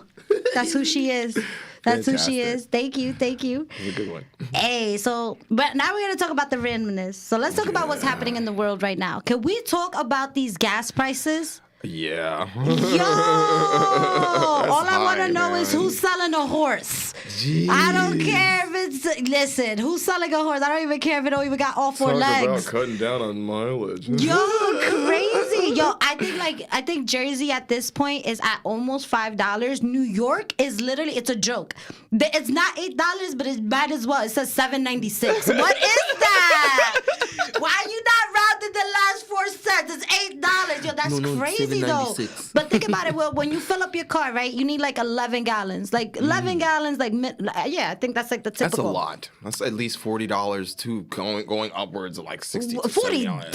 Oh, I thought you were trying to say that's $40 right now. No. That's where you start. I think like on everything you're paying basically like $80 to $90 to fill up your gas tank, and that's on regular gas. Jeez. People that have premium, you guys are rich. Like I don't know who's doing that. It's like, you know what, Beamer, you're taking regular today. You are not getting the special octane power. You don't have a choice to ask, today. Buddy. Yo, but these gas prices are getting so crazy. So New York is stupid high. I'm just like, how are these Uber and Lyft drivers doing it? Well, it seems like they are taking advantage of the fact that there are less people who want to drive. So the opportunity comes that you like, oh, well, I'm going to take this opportunity to like get as much work as I possibly can because I can pay for my gas, which is it's crazy. You can't pay for gas, so you won't be going anywhere today. You out here seeing people cry at gas stations and shit. Like, yo, why you crying? Because I got to go to work. I got to go. I got to use this car. Yo, I'm just saying, like, gas is getting so crazy. I can't even think of the last time gas was under $2. Bruh. That was $1 such for a gas. blessing. Yo, not since I was a Lord. kid. Not since I was a kid, yo. It's crazy when it was About to tumultuous. save some in the freezer next time it's under $2. Son. Yeah. Let me stop. I'm like, wait, why would you put it in the freezer? It was a joke. I think it's air. I don't think. I had this conversation before. The person took me serious. I'm like, no, You it's can't do not. that. You cannot do that. Uncontrolled gas, man. Yeah, facts. You can't. You can't. And if you can, let me know. If you can, let me know. Seriously, let it for science. Yo, facts. For science. Facts. Just saying, natural gas. I don't know. Natural Figure it gas. out. You can freeze it. Hey, You so can do I it. hope that these prices do go somewhat down because it is crazy. It's wild. crazy. And honestly, like, I feel like, honestly, everything's going Yeah, up. we got inflation. Up. Inflation is up. Oh man, you can't. That's like a double standard too, because I mean, you gotta like, you can't get gas, but you can't go out to get food, and if you order food, it's inflated because of the Yeah. fact that the gas is inflated plus the food. Check this out. So Uber Eats is actually making more money than supermarkets right now. Yeah, because a lot of people are finding it more affordable to do Uber Eats compared to actually, because the groceries, everything just went up. Like oil went up, basic vegetables and fruits went up, especially if you're buying them by the weight. Forget about That's it. wild. Can you Forget about imagine? it. It's like I'm too poor to eat. Like, yo, I Spinach can't- is $99. I can't afford eggs, yo. Popeye can't get his spinach. Yo, fucking facts. Garfield can't get his lasagna. Just crazy. Shit. It's crazy. So I do hope that we reach like a nice medium, at least by the summer, spring, because this is crazy. We kind of have nowhere to go, actually. When you you think about it, okay, so gas prices and inflation is happening currently Yeah. because of like a very specific political Obviously. climate. Yeah. It's one or two ways. It's either everything stops and we find a passive way of overcoming adversity, which would be to like kind of outlaw all wars, which would be great. It'd be great. Or they just keep going up. Okay. They just keep going right the fuck up. And we just have to pay more for, cheeseburgers. Basic and, necessities. Basic necessities. Well, I hope it does like figure it out. I do hope so. Me too. I hope it mediates itself. All right, let's transition. Let's keep things fresh. I wanted to talk about this social media. And you're like my age, so we're like in that group. If you had to pick a social media platform and like we could go all the way back, which one would you choose? Like, which one was your favorite? I mean, because If you're not sure, I got an answer right now. Yeah, I'm with the MySpace. Because they were like, Facebook now has Yeah. like a listening thing. It's a weird, I've been listening to you all fucking day. I know exactly what you want. You want this cheeseburger, and then the cheeseburger will Oh pop yeah, up because on it's like your mind. thoughts, all that. Yeah. And that feels intrusive. Facebook wasn't like that. You could literally customize Facebook to Are you have saying the Facebook or MySpace? MySpace. You MySpace. could literally customize MySpace to have the friends that you wanted to see Facts. pop up. And that Facts. feels like it's more, for the community than it does Facebook, which is like, Yeah. did you see your friend's post from last week? Also, here's a cheeseburger. Did you see your Yeah. friend's post about racism? Also, here's a cheeseburger. Like, it'll just keep going. It's kind of weird, It's like a vegan. I can't eat this. No meat. Yo, but I agree. Facts. Like, I feel like when it came to like MySpace, it was definitely like a social media platform. Like, yo, for all the like pages I have done, because I was super creative on MySpace. I was like changing the platform. I was putting music. I'm doing coding. Yo, facts. For all the coding and shifting I did, I could have been a tech specialist. Do that now? Forget. I don't even know how I did it. can't. And I was good. I was really, really good. Really too. good. I would sit there for hours doing it. I honestly, it was one of the pastimes that I had. Somebody would offer me, "Hey, I'll pay you $15." Yo, to do-" facts. People used to get Hustle. paid for their MySpace pages. People are like, yo, you got to make it look like this. But hold on, let's get personal. Who was your top 8? Ooh. Well, I just mentioned Matt, who this massage therapist. We were like fucking buddy in high school, so we kind of. He made it up there. Yeah, he made was it up in to the court. number 1. I was like, yeah, it's my motherfucking best friend, son. Hey, I best designed this friends cold chili, ice forever. cold. Yeah. Love it. Yo, you know what's crazy though about the top 8? It's like one day you'll be number 1, but then all of a sudden one day you see you number 2. Wow, I love my best friend. Yo. Fucking number 2. Yo, facts. And then you have to explain to your friend. I feel like it was more common among like girls, like women. Because like I will have like somebody as number 1 and then they'll be like, yo, but you're number 2, but you're still up there though. But then It's a next thing guy you know, thing, we too. fight and then you just gone. You're not even in the top 8 no more. They're like, yo, what happened to Sarah? Oh, well. You didn't give me your fucking shoestring, so I fucking bumped her. I was so good that I hid my top 8. Ooh. That's how good I was with the She's creativeness. coding and hiding the topic. I really was, because it got to a point where it was almost personal. It's like, yo, I love all you guys. And I got rid of Tom. I was like, I don't want to be Tom's friend. No, I unfriended Tom. That sucks. Yeah, I Tom did. always got unfriended. The man made the website. Facts. He was your first friend.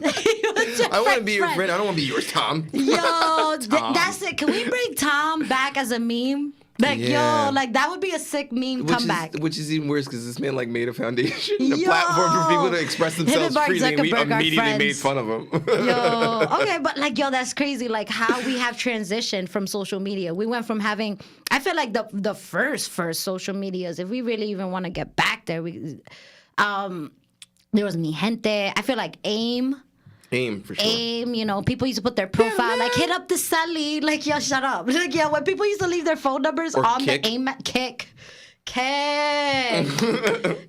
Yes. Those were good ones because they were very accessible. You know? Did you have a sidekick? Did I have a sidekick? Fucking. Everything. Yo, that's what it was. That's what made AIM blow up. Mm-hmm. And like literally having that sidekick, I feel like sidekick had its run for a little bit, and then you had the bleep bleeps with the Nextel. The bleeps. I All almost that. got robbed in high school for one of those things. I I'm had like dead. this really different one because everybody had like the green or red or blue ones. But nah, mine was like active sky blue camo. And this guy really, really wanted it. He came up to me like while I was in mid algebra class, puts a knife to my back, was like, give me your phone. I was like, Yo, no. I'm dead. I'll Was call this the in cops on Kennedy? this right now. Yes. Yo, I'm dead. Yo, was it in their classes? Your teachers' classes? It was That's crazy. Well, now that I think about it, I think it was detention. But That's crazy. but, yeah. Let me get your phone. Yeah, Yo. he was that serious about it too. And just real quick, guys, because I didn't mention it before, but the phone lines are open. If you guys want to basically just be part of the banter live on the phone, we invite you guys. The phone number is 862-261-95... Oh, 621. Will, you wrote me the wrong number. I was like, yo, hold on. That's not my fault. I'm looking at it right here. I was like, oh, damn, I am wrong. Oh, I wasn't on the YouTube thingy. My bad. All right, we're going to run that back. It's 862-621-9536. I'm going to say it again. 862-621-9536. Everybody who wants to collect on this organic banter, come in. We invite you guys. It's Yes. organic. Super organic. All right, hold on. Let me look at this check-in right now. Because, all right. So we got Amanda. I saw a meme. Don't invite me out unless you paying me. Wow. MySpace. I added all my codes from scratch. Amanda out here. Tech specialist. We got Nadine. I never knew how to do all that shit. I only knew how to add stickers. It's all right, Nadine. It's all right. Yes. Okay. So we got people who definitely knew, you know, just in general, you know, shout out to this generation.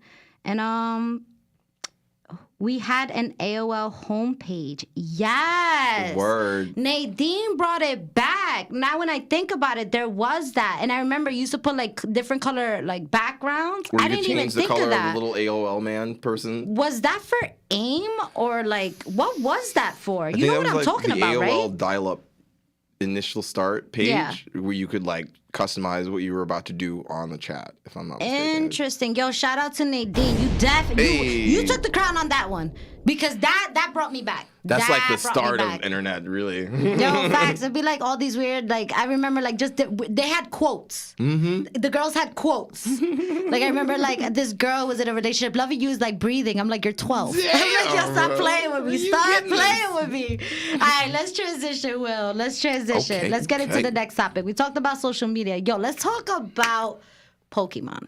You know, Mina Mendoza talks about it all. So we're going to talk about it. So check this out. Man was sentenced to 3 years in prison over Pokemon card.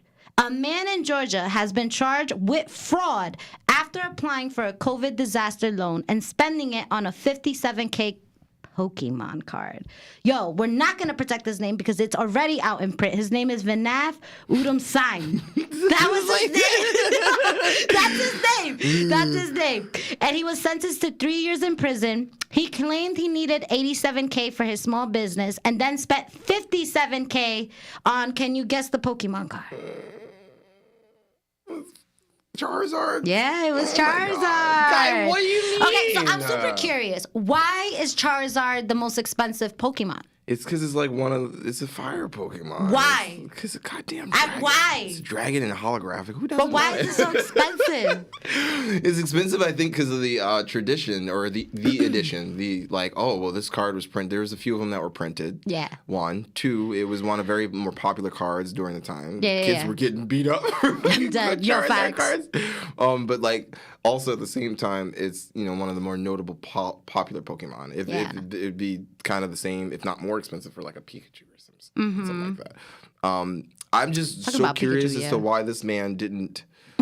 That's college tuition. You can go to college to learn to make the money that you would need to then pay for that Pokemon card. Or you could just go and draw one. You can invest that money in Pokemon to make more Charizard. What are you play doing? Stupid games, you get stupid prizes. Right there.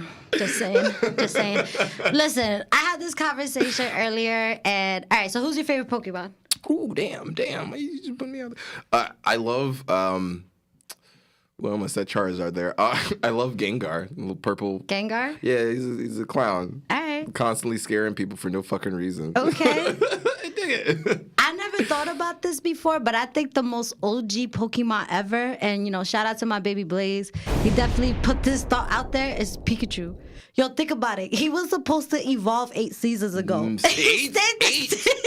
It's been like 16. Yo, and he doesn't even chill in the Pokeball. Nah, he's like, Ash, don't you throw that slave shit at me, bro. We ain't doing this. Yo, didn't he? I am not your slave. I'm yellow. Yo, didn't he fight Mewtwo and save the Pokemon world? Yeah, he did. Yo, how? Pikachu's the best Pokemon ever. He's gangster. Gangsta does OG. not need to evolve. Just get stronger. I think what even makes it worse, I think Ash tried to put a Thunderstone on him and he smacked it out of his fucking hand, which he has to touch in order for him to evolve. So he ignored. Oh, that's like the Force evolve. Yes. Like, yo, you ain't good enough right now. And he smacks it out of Ash's hands like, nah, bro. Are you serious? You gonna change me? You don't like me? You don't like me for who I am? Yo, I was your racist. first friend. Like, get out of here. Pokemon-ist. Yo, so definitely, I think Pikachu. Yeah, I don't know. Pikachu stands out to me, yo. I would spend $57 on a Pikachu if it was going to be that rowdy with me. Was that spicy? I would spend $57,000 on that, Did you ever collect Pokemon cards as a kid? Hell yes. Yeah. I made a whole business out of it. Both me and Matt, we had a trunk of cards. Matt owned the trunk of cards. We would go back and forth, go to the tournaments and stuff like that. Oh, wow. Not specifically Pokemon, more Yu-Gi-Oh, which now, in hindsight, is just nerdy. But okay. But we Judge me last. Hey, just say it. She gets it, guys. Just say it. I like that. I collected them because they were pretty. I'll admit that. Yeah. They were pretty to me, but I did have them. There's a piece of cardboard with shiny. You knew they were good when they came out bootleg cards. Yo, when they had fake Pokemon cards and you knew it was fake because you could see through them, right? Yeah, you can totally see something through like that. That's how I remember. Let's check the chat room. I think it's active a little bit. Let's see. So, gosh, I need my glasses. Yeah, man, there's it better be holographic. Yeah, I hope it was holographic. Better be holographic. Bro, if you bought a common card, no. Yeah. Yo, so you know what? Maybe Amanda, I like what Amanda talked about here. Why are NFTs so expensive? Art is becoming more, like I was saying with the cell phone, you switch from, if you could have a canvas as opposed to looking at a TV screen, most people will pick this TV screen. And that same thing goes for if you had Picasso draw an abstract art on a canvas, or if he had done it on his phone. You're taking that fucking $1 million Mona Lisa picture, shrinking it down, and putting it into digital currency that people can then pick up to own personally themselves. It's the equivalent of owning Mona Lisa, but an NFT to whom you cannot copy or have. It's fucking stupid when you think about it, but it's also at the same time, it's kind of the next move or evolution of it takes a different level of patenting. Yeah, that's all I'm thinking is it takes patenting to a different level. One of the musicians currently that was not quite as popular but got popular because of it was Kings of Leon. Kings of Leon. Wow, I haven't heard that name in a while. Yeah, it's a great band. It's one of my favorites. But what they did was they made an album that had an NFT art and music video in it, and they then sold it for I think $1.3 billion because it's only owned by them. Same thing goes for Kanye. Same thing goes for. I'm looking for an NFT person. I'm just saying. I mean, yeah. So apparently, let's make this happen. Have you seen Bravery NFT somewhere. Legit. Yo, I'm just saying. Everybody gets an NFT character. Whoever wins. Just Marvin with a thumbs up in the Bravery fans, with the little patch. With the patch in his eye. How much is it selling? $3 million. Jesus Christ. I'm dead. Alright, so let's keep this talking because a lot of my topics today have to do with just in general what's happening in the world. And one other topic that I found interesting is we're gonna talk about the camera world. Ooh. And apparently, have you ever heard of the game Elden Ring? Mm-hmm. All right, so apparently, an Elden Ring fan paid $20K to a cam girl to play with him. Oh my Jesus Christ! Why you guys got money? Please give it to me. I'm like, exactly. I'm like, I will play games with you. I'm just saying, so just to play with him. Check this out. Yeah, 40 hours to be exact. And the cam girl is called Charlie Hart, if you guys want to check it out. We talk about real stuff here. It's not fakeness. So Charlie Hart played 40 hours with this fan, and she made $20,000. What do you think of this? I think it's brilliant. I'm like, wow. Well, I wish I was her. I have brilliancy, and I'm like jealous. Yes. Yeah, and I'm like, what? I will pay like $20K in 40 hours? Bro, what do you even mean? That's like, crazy. Can you play this video game with me? I'll pay you. That's $20K. I bet you're wondering how I got here. Like, hey, everybody in the check-in, what y'all think about this? Oh, shout out to Kate. We got Staten Island in the building. Hey. Staten Island is really an island. Yes. All right. So we got Amanda. If I could screenshot an NFT and try to sell it, would I go to jail for fraud? Ooh. So I think if you use it for public use, yeah. If no one knows you have it, that's different because you don't have like the knowledge of like someone doesn't have knowledge of it being there. But if you do like, oh yeah, I own this NFT and someone else has like the copyrights, I believe that, then yeah, you technically could. It's not like I don't think it's a legal area yet. Like no one's written it into a law book yet. That oh well, this NFT, if you do this, you're going to jail. Yeah. But I think they're still figuring it out in terms of patenting. Like you're saying, I think it's a long, arduous process to get it patented. Yeah. Well, that's crazy. That's just well, there's your answer, baby girl. Hopefully that answered it. All right, so let's transition. We talked about the cam girl getting paid $20K. Kudos to you, Charlie Hart. Hey. Let's talk about this Oculus world. Hey.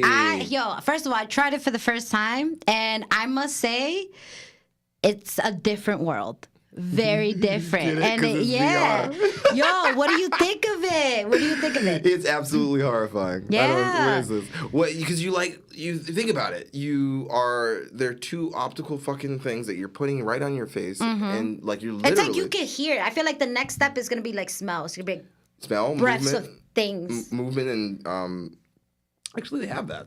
They have do? Yeah, a centered thing where you put it around your waist, and you put the Oculus on, and you kind of like a gun, and you walk, and it like moves with you. It's That's like cool. $1,000-something, but it's like worth it when you think about it. It's a car, but like this is the future right now. It's like so apparently. So what is it? The metaverse, Oculus world. What is it? What is it called? Metaverse is a foundation that Facebook made so that people could do what PlayStation did, like PlayStation Home, which was like a hub for people to use the platform to like make their own personal. You make like an avatar of yourself. You make an avatar. Yeah. And you can also customize that avatar. You can make rooms and parties. Literally, it's just VR that you do your life in the game. You do your life in the game, much like how you can invest in get Grand Theft Auto because it's like a fucking video game and you're playing a like real life thing. That's what the metaverse is, which is so funny that you bring that up because I actually now I could. It's a plug. Okay. I'm going to plug my event on the 24th of March. I'm having a metaverse event at QXT's in Newark.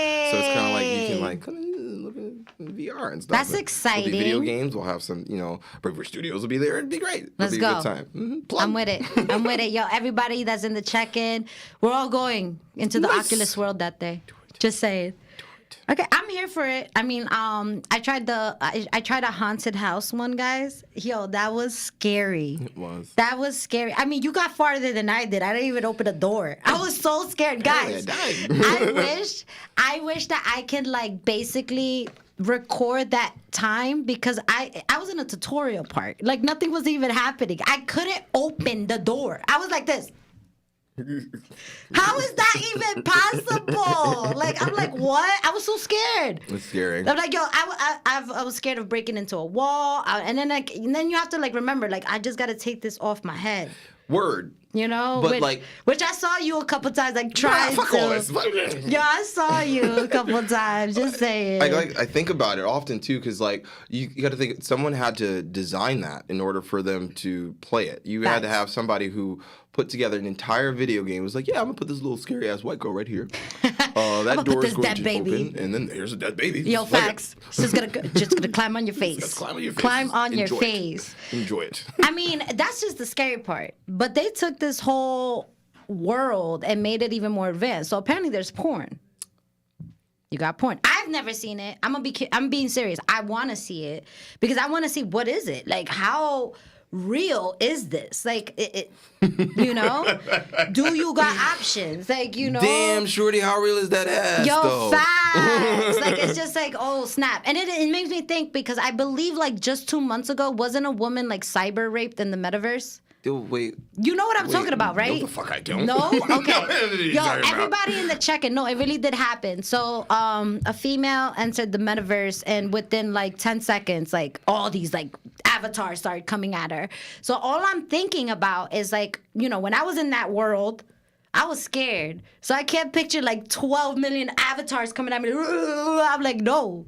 Take it off. I don't get it though. To look, because that character would look like someone else who's been designed in that world. So it's not like it's gonna be. Oh, I don't know how it happened. It's definitely an article. I wanted to dig a little deeper, but I was like, whoa. How do you get cyber raped? How? That's interesting. Like, because you have to certain terms and agreements before you even enter. So that, I don't know. A lot of people were like, oh, we go through Call of Duty all the time. You'd be surprised what people be saying like through that there. Part is true. So I'm like, okay, I guess you just have to be brave to like go into that world. You're jumping into a realm where like there's really not a lot of rules. So just be prepared. Yeah, I mean, that's kind of like the best You don't know way what's to going to put it. happen. When you think about it, the internet's scary as hell. Mad scary. And it keeps advancing all the time. From like the dial-up. We were just talking about that. Like, internet was viable for public use maybe like 20 years ago. That is not a long time. Mm-hmm. No, literally, wait, the World Wide Web. 40 years ago. all that was big. Mm-hmm. All right, love, let's transition. So one thing I am going to talk about, shout out to Biggie Smalls. Hey. 25 years ago today, he actually passed away. I got my Biggie hoodie. Oh. Hey. Christopher Wallace in the building, baby pictures with the crown. Biggie was definitely a huge influence with my life. I feel like when it came down to like his music is something that I feel like moved me. How do you feel about Biggie, Will? One of the most influential in terms of like upcoming hip hop at that time. Yes.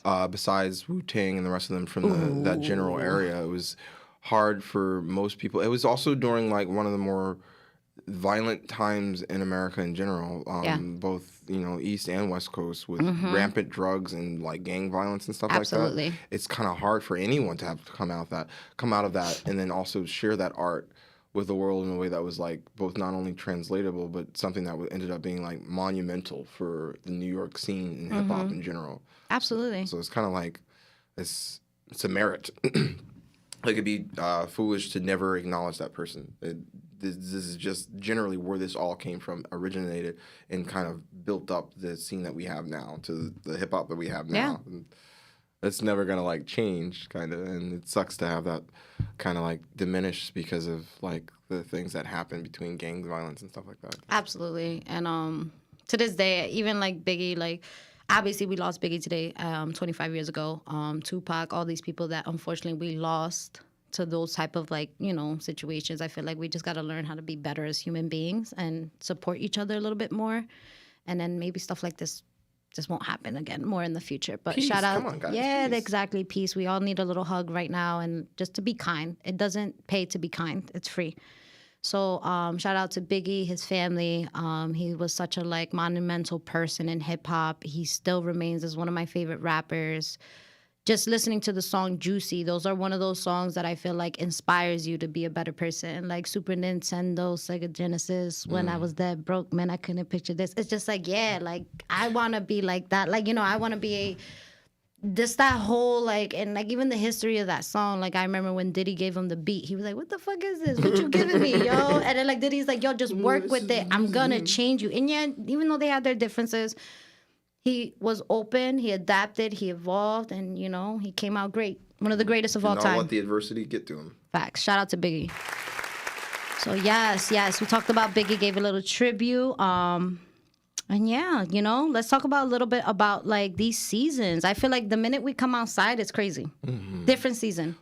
We were just wearing shorts the other day. Literally just wearing shorts. Like I went 70 outside in a degrees. T-shirt. Literally went outside in a T-shirt, and now it's snowing. It's going to snow again, I think, on Saturday, too. Jeez. It's like, what type of weather can you actually say New Jersey has if this is consistently happening? Well, we're also like kind of the highest in terms of the East Coast, in terms of like heightened sea level and stuff like that. We got mountains and stuff. Yeah. So it kind of makes our weather temperate, but still, it's not. It shouldn't be 90 degrees, and the next day you walk out, it's snowing. Yeah. That's scary. I mean, the places that are warm are experiencing snow, and that's crazy because they're not prepared for that. If you guys don't remember, not so long ago, Texas had, I think, freezing rain, or it was something where their temperatures freeze, and they weren't prepared for that because, like, when you're such used to like warm climates, like it's what you're used to. So if something different happens, like it throws you off guard. Your pipe breaks. I never had to deal with this. I never had to deal with like frozen temperatures or anything like Especially that. not in Texas. So you know what I mean? So it's just like I feel like it goes both ways. Like we're dealing with like chaotic weather. They're dealing with like not normal weather. I just feel like the fishies are okay. I hope they're okay. I think they are actually. Besides us throwing plastic and stuff. I don't think so, Will. They're showing up dead everywhere. And I'm like, yeah, there's so many pictures where they're flipped upside down. Not and to I'm be like yo. dark, but there's also a video of like a bunch of like an enormous amount of birds just kind of like dropping. right out. Just of the sky. drop. Sometimes birds play like that. To be honest, they sometimes have fun. That's especially a big crows. ass game. Yeah, Sometimes birds just play we're gonna like play that. chicken. What? I know you're not a chicken, but we're gonna play chicken. I'm dead. I've seen that. I've seen that. Yeah, it's a wild video. Guys, we just got to take care of what we have. I kind of feel like a hypocrite because we're like drinking plastic, but like if we could reduce our carbon footprint, Yeah, but by also all like means. how else can we hold water besides like stone and clay? And we've made an efficiency. There's like an even trade. You can't. We got here because of the fact that we wanted to make sure that we could do better to take care of the world. But the money part kind of adds an element to it that we kind of weren't expecting, which is like that egocentric part. Like, well, I need all the money on the planet. And so I'm going to try to make the most efficient efforts. It's weird. Our planet's weird. It is. It is. It's almost All you like do is clean our sticking to room. the basics is better.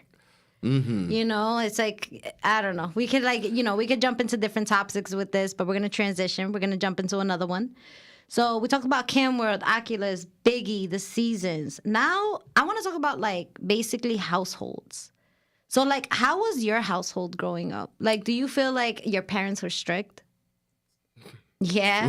How strict were your parents? Give us an example. 9 siblings, so 9 siblings? 8 to be exact, I guess, because I would be the 9th. Holy I have crapola. 1, 2, 3, That's a full house. 4 sisters and 4 brothers. So they're And you guys all lived in the same household? different times, but Okay. mostly, I guess, when we were growing up. And again, I was the weird one out because I liked metal and rock and Pokemon cards. I'm and, the black sheep. Yeah, it's okay. I fit in quite as well. Damn it, Will! Yeah, I was like, it should be uncommon. No. I'm dead.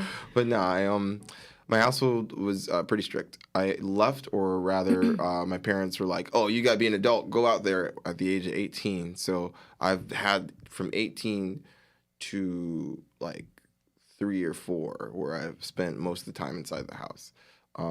Around 16 or so, I took a bit of a reprieve because our house burned down. And Oh, wow. yeah, and it's funny. The house burned down. Next day, I had to go and speak to the Senate for a debate team that I was on.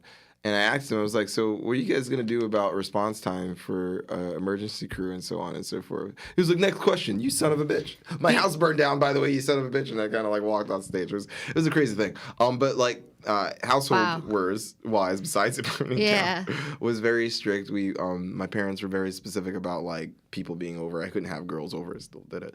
I couldn't go out certain times and I had to be back at a certain time. And my parents were very like, never close the door when you have company. They were that kind of strict. Wait, never close the door when you have company. What do you mean? What Can't be in a room but yourself with company. Oh God, you're teenagers. What could you possibly do with a long time? Oh, okay. I get it. But yeah, I had very strict parents. It was good though because it taught me how to clean up after myself, how to respect women, and also how to respect everything that you should be respecting. Yeah. And that kind of like had a big influence on me. I get it. Okay. The reason I asked is just like I started thinking about like my childhood and like the different houses I've been in. And I could definitely say there were some houses. The houses that were cool were the houses you always wanted to go to. Like, yo, can I go to Crystal's house? Because you know that like. Mom's like okay, cool. how about not Crystal? Because that's like, that is like one of my friends. All right, let's make up a name. Could we go to Tina's house? Because Tina's mom don't care. Like, she lets us do anything. It was always those houses, like, But then like when you're growing up, I'm like, damn, like, but then I also remember like my friends who had the strict households. Like I remember I had a friend in grade school, and basically every time we called her house, like I remember I called her house, I was like, hi, and what are we gonna call her? Kelly. Hi, is Kelly there? Click. Ooh. I'm like, what's going on? Exactly. I'm like, huh? I'm like, yo, Kelly, something's wrong with your phone. Hi, is Kelly there? Click. Hi, you gonna call my house the third time until you say good afternoon? Oh my God. Yo. Her mom had a thing that if you called the house, you had to say good morning, good afternoon, good evening. Get the motherfucking plug. And if you did not say it, you hung up. I thought something was wrong with her phone. I kept calling back. I was like, yo. Is her AOL not dialing up? Yo, I'm dead. And that's why I remember every time I called Tina's house, I always had to say good morning, good afternoon, and good evening. That was the thing, So I remember like being in that type of household. Also, I feel like in my type of household, if you came into like our party and you didn't say hello to everybody, the minute you walk out, we're talking shit about you. Like, yo, it's happening. It's happening. It's like, yo, that guy, no manners. Don't bring him back. Dusty ass ain't coming to say hi to nobody. Dusty. Couldn't even shake my hand. Didn't even say hello. My house. You should have said hi the moment you came in. Yo, forget about it. I will never hear the end of it. Ever hear the end of it. That's something that I feel like, just say hello to everybody. Just make eye contact. Be like, hi. Like, it don't even matter. You don't have to go in. Hello, world. Facts. And definitely, my mom was also super strict. I was a kid that was not allowed to sleep over people's houses. Yeah, me too. Yeah, I was not allowed. And honestly, me getting older, I appreciate that because I understand now. Because I used to be like, Ma, you're so boring, bro. Like, I want to sleep over. Like, I want to, and Mom was like, no se vayan a casa ajenas. That's like a term with her. And like, she was just like, no, like, it's just not happening. I don't know whose house is that. I don't know how their house is. So I always remember, like, I missed out on all the slumber parties. All of them. My mom was just not having it. Yeah, I did too. Not having it. So your mom didn't allow you to sleep over houses? Yeah, she's always weird about it. Like, no, I need to be able to see you. Yeah. Come on, you can't see me all the time. Yo. What about when you go to sleep? I'm dead. Have you ever snuck out the house and got caught? Yes. No, never caught. Never caught? Now. She'll know. Yo, I'm dead. I'm dead. But no, I don't ever. I used to do wild shit too. I was kind of a we wild all did. I teenager. feel like when we were all kids. I remember I used to the house that burned down. I used to sneak out onto the porch, or not sneak out through my window onto the roof of the ceiling, and I would just kind of stare at the stars and kind of like. It was a mantra for me because I would always be like, "I'm coming for you, moon." I always wanted to be like a astronaut when I was younger. Oh, and wow! It was a whole thing. Will, you're brave. That's a frontier that I can say like anxious. He's like, that's Bravery Studios. Like, he's like, you know what I'm saying? But Will, like, hold on. Now we gotta talk about it. This is what I'm curious about, and I talked about it one time before. When did we realize that we needed a spacesuit? Think about it. Like, you're going to space, right?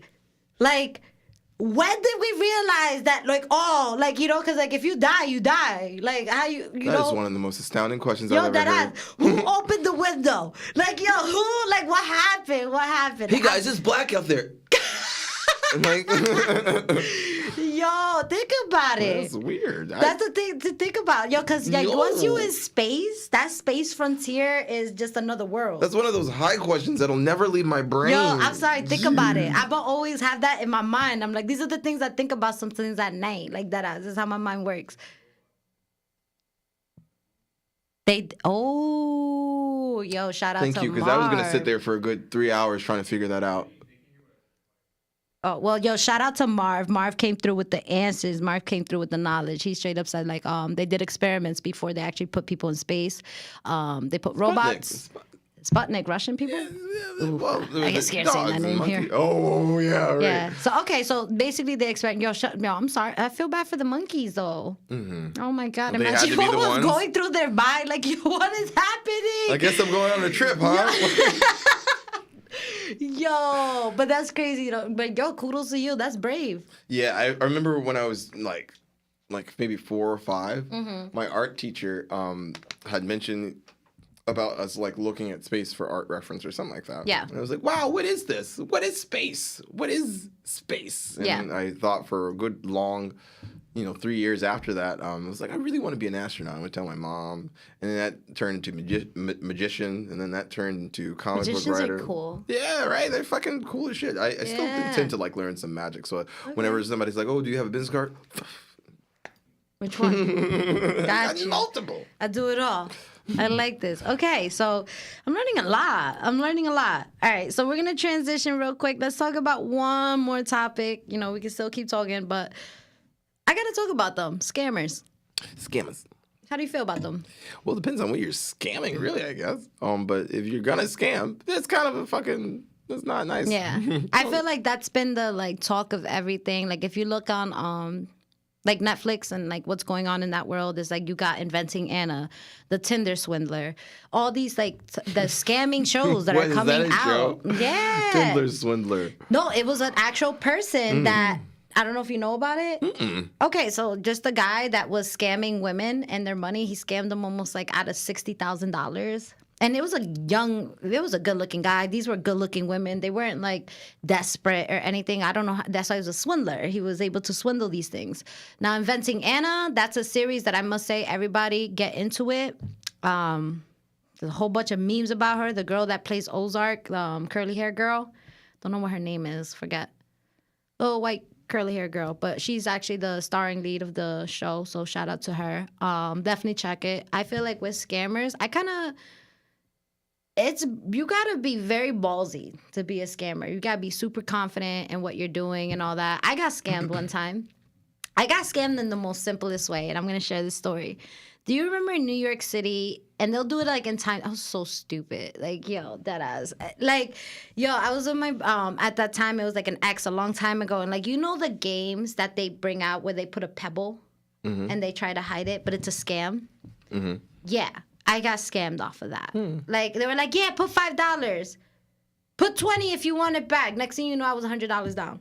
True story. True story. Yo, it was crazy. Like, they took the $100, and the way it would work is like they're scamming you, and there's people behind you egging you on to continue, but it's all together in a scam. So by the time that you're like flustered or whatever, it's too late. They all run away together. Group's gone, the table's gone by the time but you know turn what's around. crazy? Like my ex, I was super young. My ex grabbed one by the shirt, managed to grab him on Times Square. He's like, yo, you're gonna give me some money back because I can't even take the bus home. Like, yo, Bruh. I remember that. And like we did get our money back that day, luckily, but like imagine. You You didn't know? have to be that upset. I'm not playing these goddamn games with you, man. Yo, for real. Which cup is it in? Yo, exactly. Pour Yo, it was yourself a cup of crazy. water. I definitely got scammed for sure. And I feel like if we don't even talk about scams, let's talk about what's happening in Instagram. I almost got scared the other day. I feel like people's Instagrams, I calmed down now, but at one point they were just getting hacked by those Cash App ones. They still are. Still. Mm-hmm. Yeah. So apparently, if you get a weird DM, you click on it, your profile's so gone. I've been scammed by that. Oh my God, I'm sorry, Will. No, it's okay. I didn't know. The guy goes on Instagram. He's like, "Hey man, I got a $3,000 check for you if you can write my family a song." And I'm like, "Oh, okay, all right."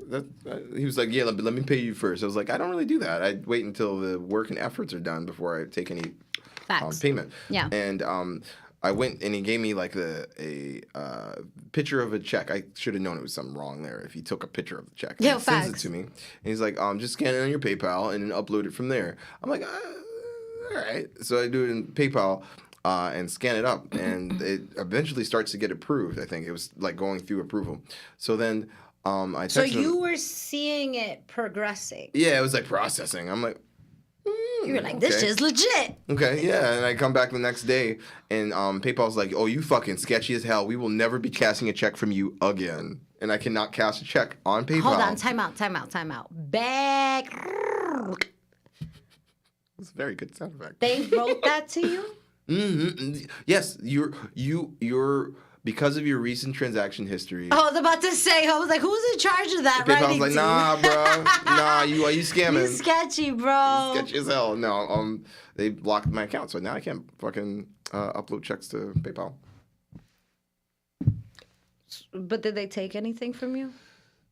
No, Okay. I just can't upload a check because it's fucking faulty. I can use PayPal though. What if you use another profile for your PayPal and just start over? Well, now I have something that I need to do. Okay, I'm just saying, an idea. Just trying to help out. Oh, wait. No, they have your social and your cell phone number. There's not two Wills. No, there's there's just not- one. there's There's not just two one. Wills. They're too smart. They're like, wait, someone could do this. Someone can easily do this. Okay, wow. Okay, I'm so sorry that happened to you. It's cool. I'm so We sorry. talk about scammers. Yeah, I mean, shit, like scammers, all that. I feel like what was that? The pyramid schemes. What was that? Herbalife? Not Herbalife. Herbalife is Vector somewhat knives. legit. Oh my god. Yeah, I sold Door to knives. door. Door to door. Hey, lady, you need what's this funny? knife? Yo, facts. You know what's funny? I went through that interview process. Me too. I did. I found them on Craigslist, and I was like, "Wait, what? I can't do this." I didn't feel comfortable at that point. Like I was still super young. I was like, "Go to door selling knives? I don't know. Like this is dangerous. Like what if they don't?" I was just so I was scared. I was too. This is Mina Mendoza better. Like baby girl. Like I was like, I can't do it. I was too scared. Same. I think I went into their office that they had in Good commission in though. Wayne. Like the way they spoke about it, definitely sold you a dream. I was just like, I "Oh, don't. you want to make $3,000 off of selling these paring knives? I got a butter knife that's worth $12,000." And it's like, "Oh, well, I guess I could sell it." Or it's I'm like, done. it's a wild concept, Yeah. really. I like walked into their office or whatever. I was sitting in a like a lobby with other people. It was like 3 or 4 people, and they were like, "Oh, you here for the same thing?" Yeah, it was like a selling company. We're gonna be selling some items and stuff. Then walk into the office, and they have knives on the table. I turned right back out and walked out. I was like, "No, I'm not doing this. You got knives on the table. I'm not doing it. I'm black." This is not a safe setting for me. Not a safe space. Not a safe setting. Yo, so I got a like quick story time before we transition real quick. The reason why I spoke about this, because I remember this was in the beginning. I had just turned 20 years old. So we're talking about like 2010. And I remember like I was trying to find a part-time job, and my friend, I think this is like Herbalife before it was called Herbalife. They were called something else before they had to transition the name. And he brought me, he was like, "Hey, do you want to come to like this convention?" And I'm like, "Yeah, sure." He's like, "Yeah, it's at the Hilton Hotel in New York and blah, blah, blah, this." And I'm like, "Oh, wow, I'm so lucky." I was like, I am so lucky. Like, this is great. I'm about to get paid. And like, even outside, like, the hotel, they had like Lamborghinis and all this stuff. And I'm like, "Yo, what is this?" And I remember I'm like, "Yo, this is crazy." So we get to the hotel. We get to like a conference center room inside the hotel. And there's just like, I'm not going to lie, Will, thousands. It was a lot of people. A lot. And then all of a sudden, like this guy got on a mic and started talking, and people started, at this time, like we didn't have the technology we had. Like we had iPhones, but like people were dead ass pulling out like notebooks and like this, and they were just writing. And I'm like, "Yo, what the hell is going on?" And I'm like looking around and shit. And I'm like, "Yo," they were talking about like, "Yeah, so you're going to take these pills and you're going to take this like green powder and it's going to change your life." All of a sudden, some lady stood up. "I got my cancer cured." I'm like, "Yo, well, I swear to God," I was looking around like, "Yo, this is a cult." I walked out. out. And then when I read the reviews, it's like it was a pyramid scheme. It was like, yeah, be a diamond member. I was like, nah, no. Like, yo, yeah, but that lady cured cancer. Can we talk about that? Yo, I think it was just like presentation, Yeah, you know. of course. But yo, I swear to God, the way they sold this, I was just one of those human beings that was like, yeah, you ain't getting me today. But anybody else who's super gully, for sure. Because the way they're like, yo, to be part of it, you got to spend $500 and get this package. And then you can start selling. Yeah, like crazy shit. I was like, yeah, I'm good. Nah, I ain't doing this. That's like the people in the malls that would walk up to people and be like, oh, you want to be a model? Oh, that's a scam too. That's a scam too. And like the quick scam to that is that they're not a modeling agency. They're a studio because it's called modeling studio. So that trick thing is, guys, wording is actually very important because when they did try to sue, the people that would try to sue and be like, hey, I'm trying to sue this modeling agency. They're like, no, you're suing a studio. And the studio is actually a photography studio. You paid to get your photos. They had a loophole. They were like, oh, you want to sue? Well, technically you paid for your photos. That's what you did. Yeah, that was just their thing. Like, oh, want to be a model? Oh, you want to pay for expensive photos? That's what it really was. Well played. Yes. So real quick, guys, we're entering basically like the end of the show, which breaks my heart a little bit. I'm going to jump into like one last little topic, but I do want to thank you, Will, for being my special guest today. I really enjoyed this organic banter. Thank you. No, seriously, it was such good vibes, even for me playing the guitar, helping us like get into your journey with like photography, music, learning these things about you. I'm like, yeah, it's like, Will, great person. Thank you. Great the person. same thing goes for you. It was a pleasure to be here and be spicy with you. Fantastic. All that. Yes, love. And everybody that, checked into the check-in with us, I appreciate that so much. I appreciate that dearly. Shout out to Amanda, Nadine. Shout out to Blaze. Ism. Yeah, shout out to Ism. Yo, everybody that checked in, that's what it's all about. It's all about, having a community together, supporting each other. Love and support be free. It's free, and it doesn't pay you anything to be kind. And which gets into my last topic. This little last segment, I never really do this for my shows. I'm always about, like, spiciness, uncomfortable conversations and all that. But I want to do something different. So, basically, guys, there's a lot of stuff happening in the world today. And I'm dedicating these last couple minutes of my show to Kate. I met a beautiful human being yesterday in my other place of employment. And unfortunately, she came into my job and she just started like basically, it takes a lot for someone to be vulnerable. And that's what this person did in front of me. She was vulnerable. And having a one-on-one with her, building rapport and learning about her, I learned that she was upset because her family was in Ukraine. And we all know that a lot of stuff is happening in the world. And I just really want everybody to just kind of like be at peace. Like I'm not on any side. I just want everybody to be like at peace. I want everybody to feel safe. I want to make sure that everyone and anyone could get basic necessities. I just want world peace. That's really what I want. So for these last segments, I just kind of want to have a moment of silence, one for Kate's family and everybody that's basically suffered through the ordeals that we're having.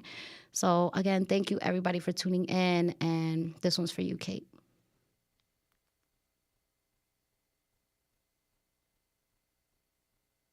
That's it.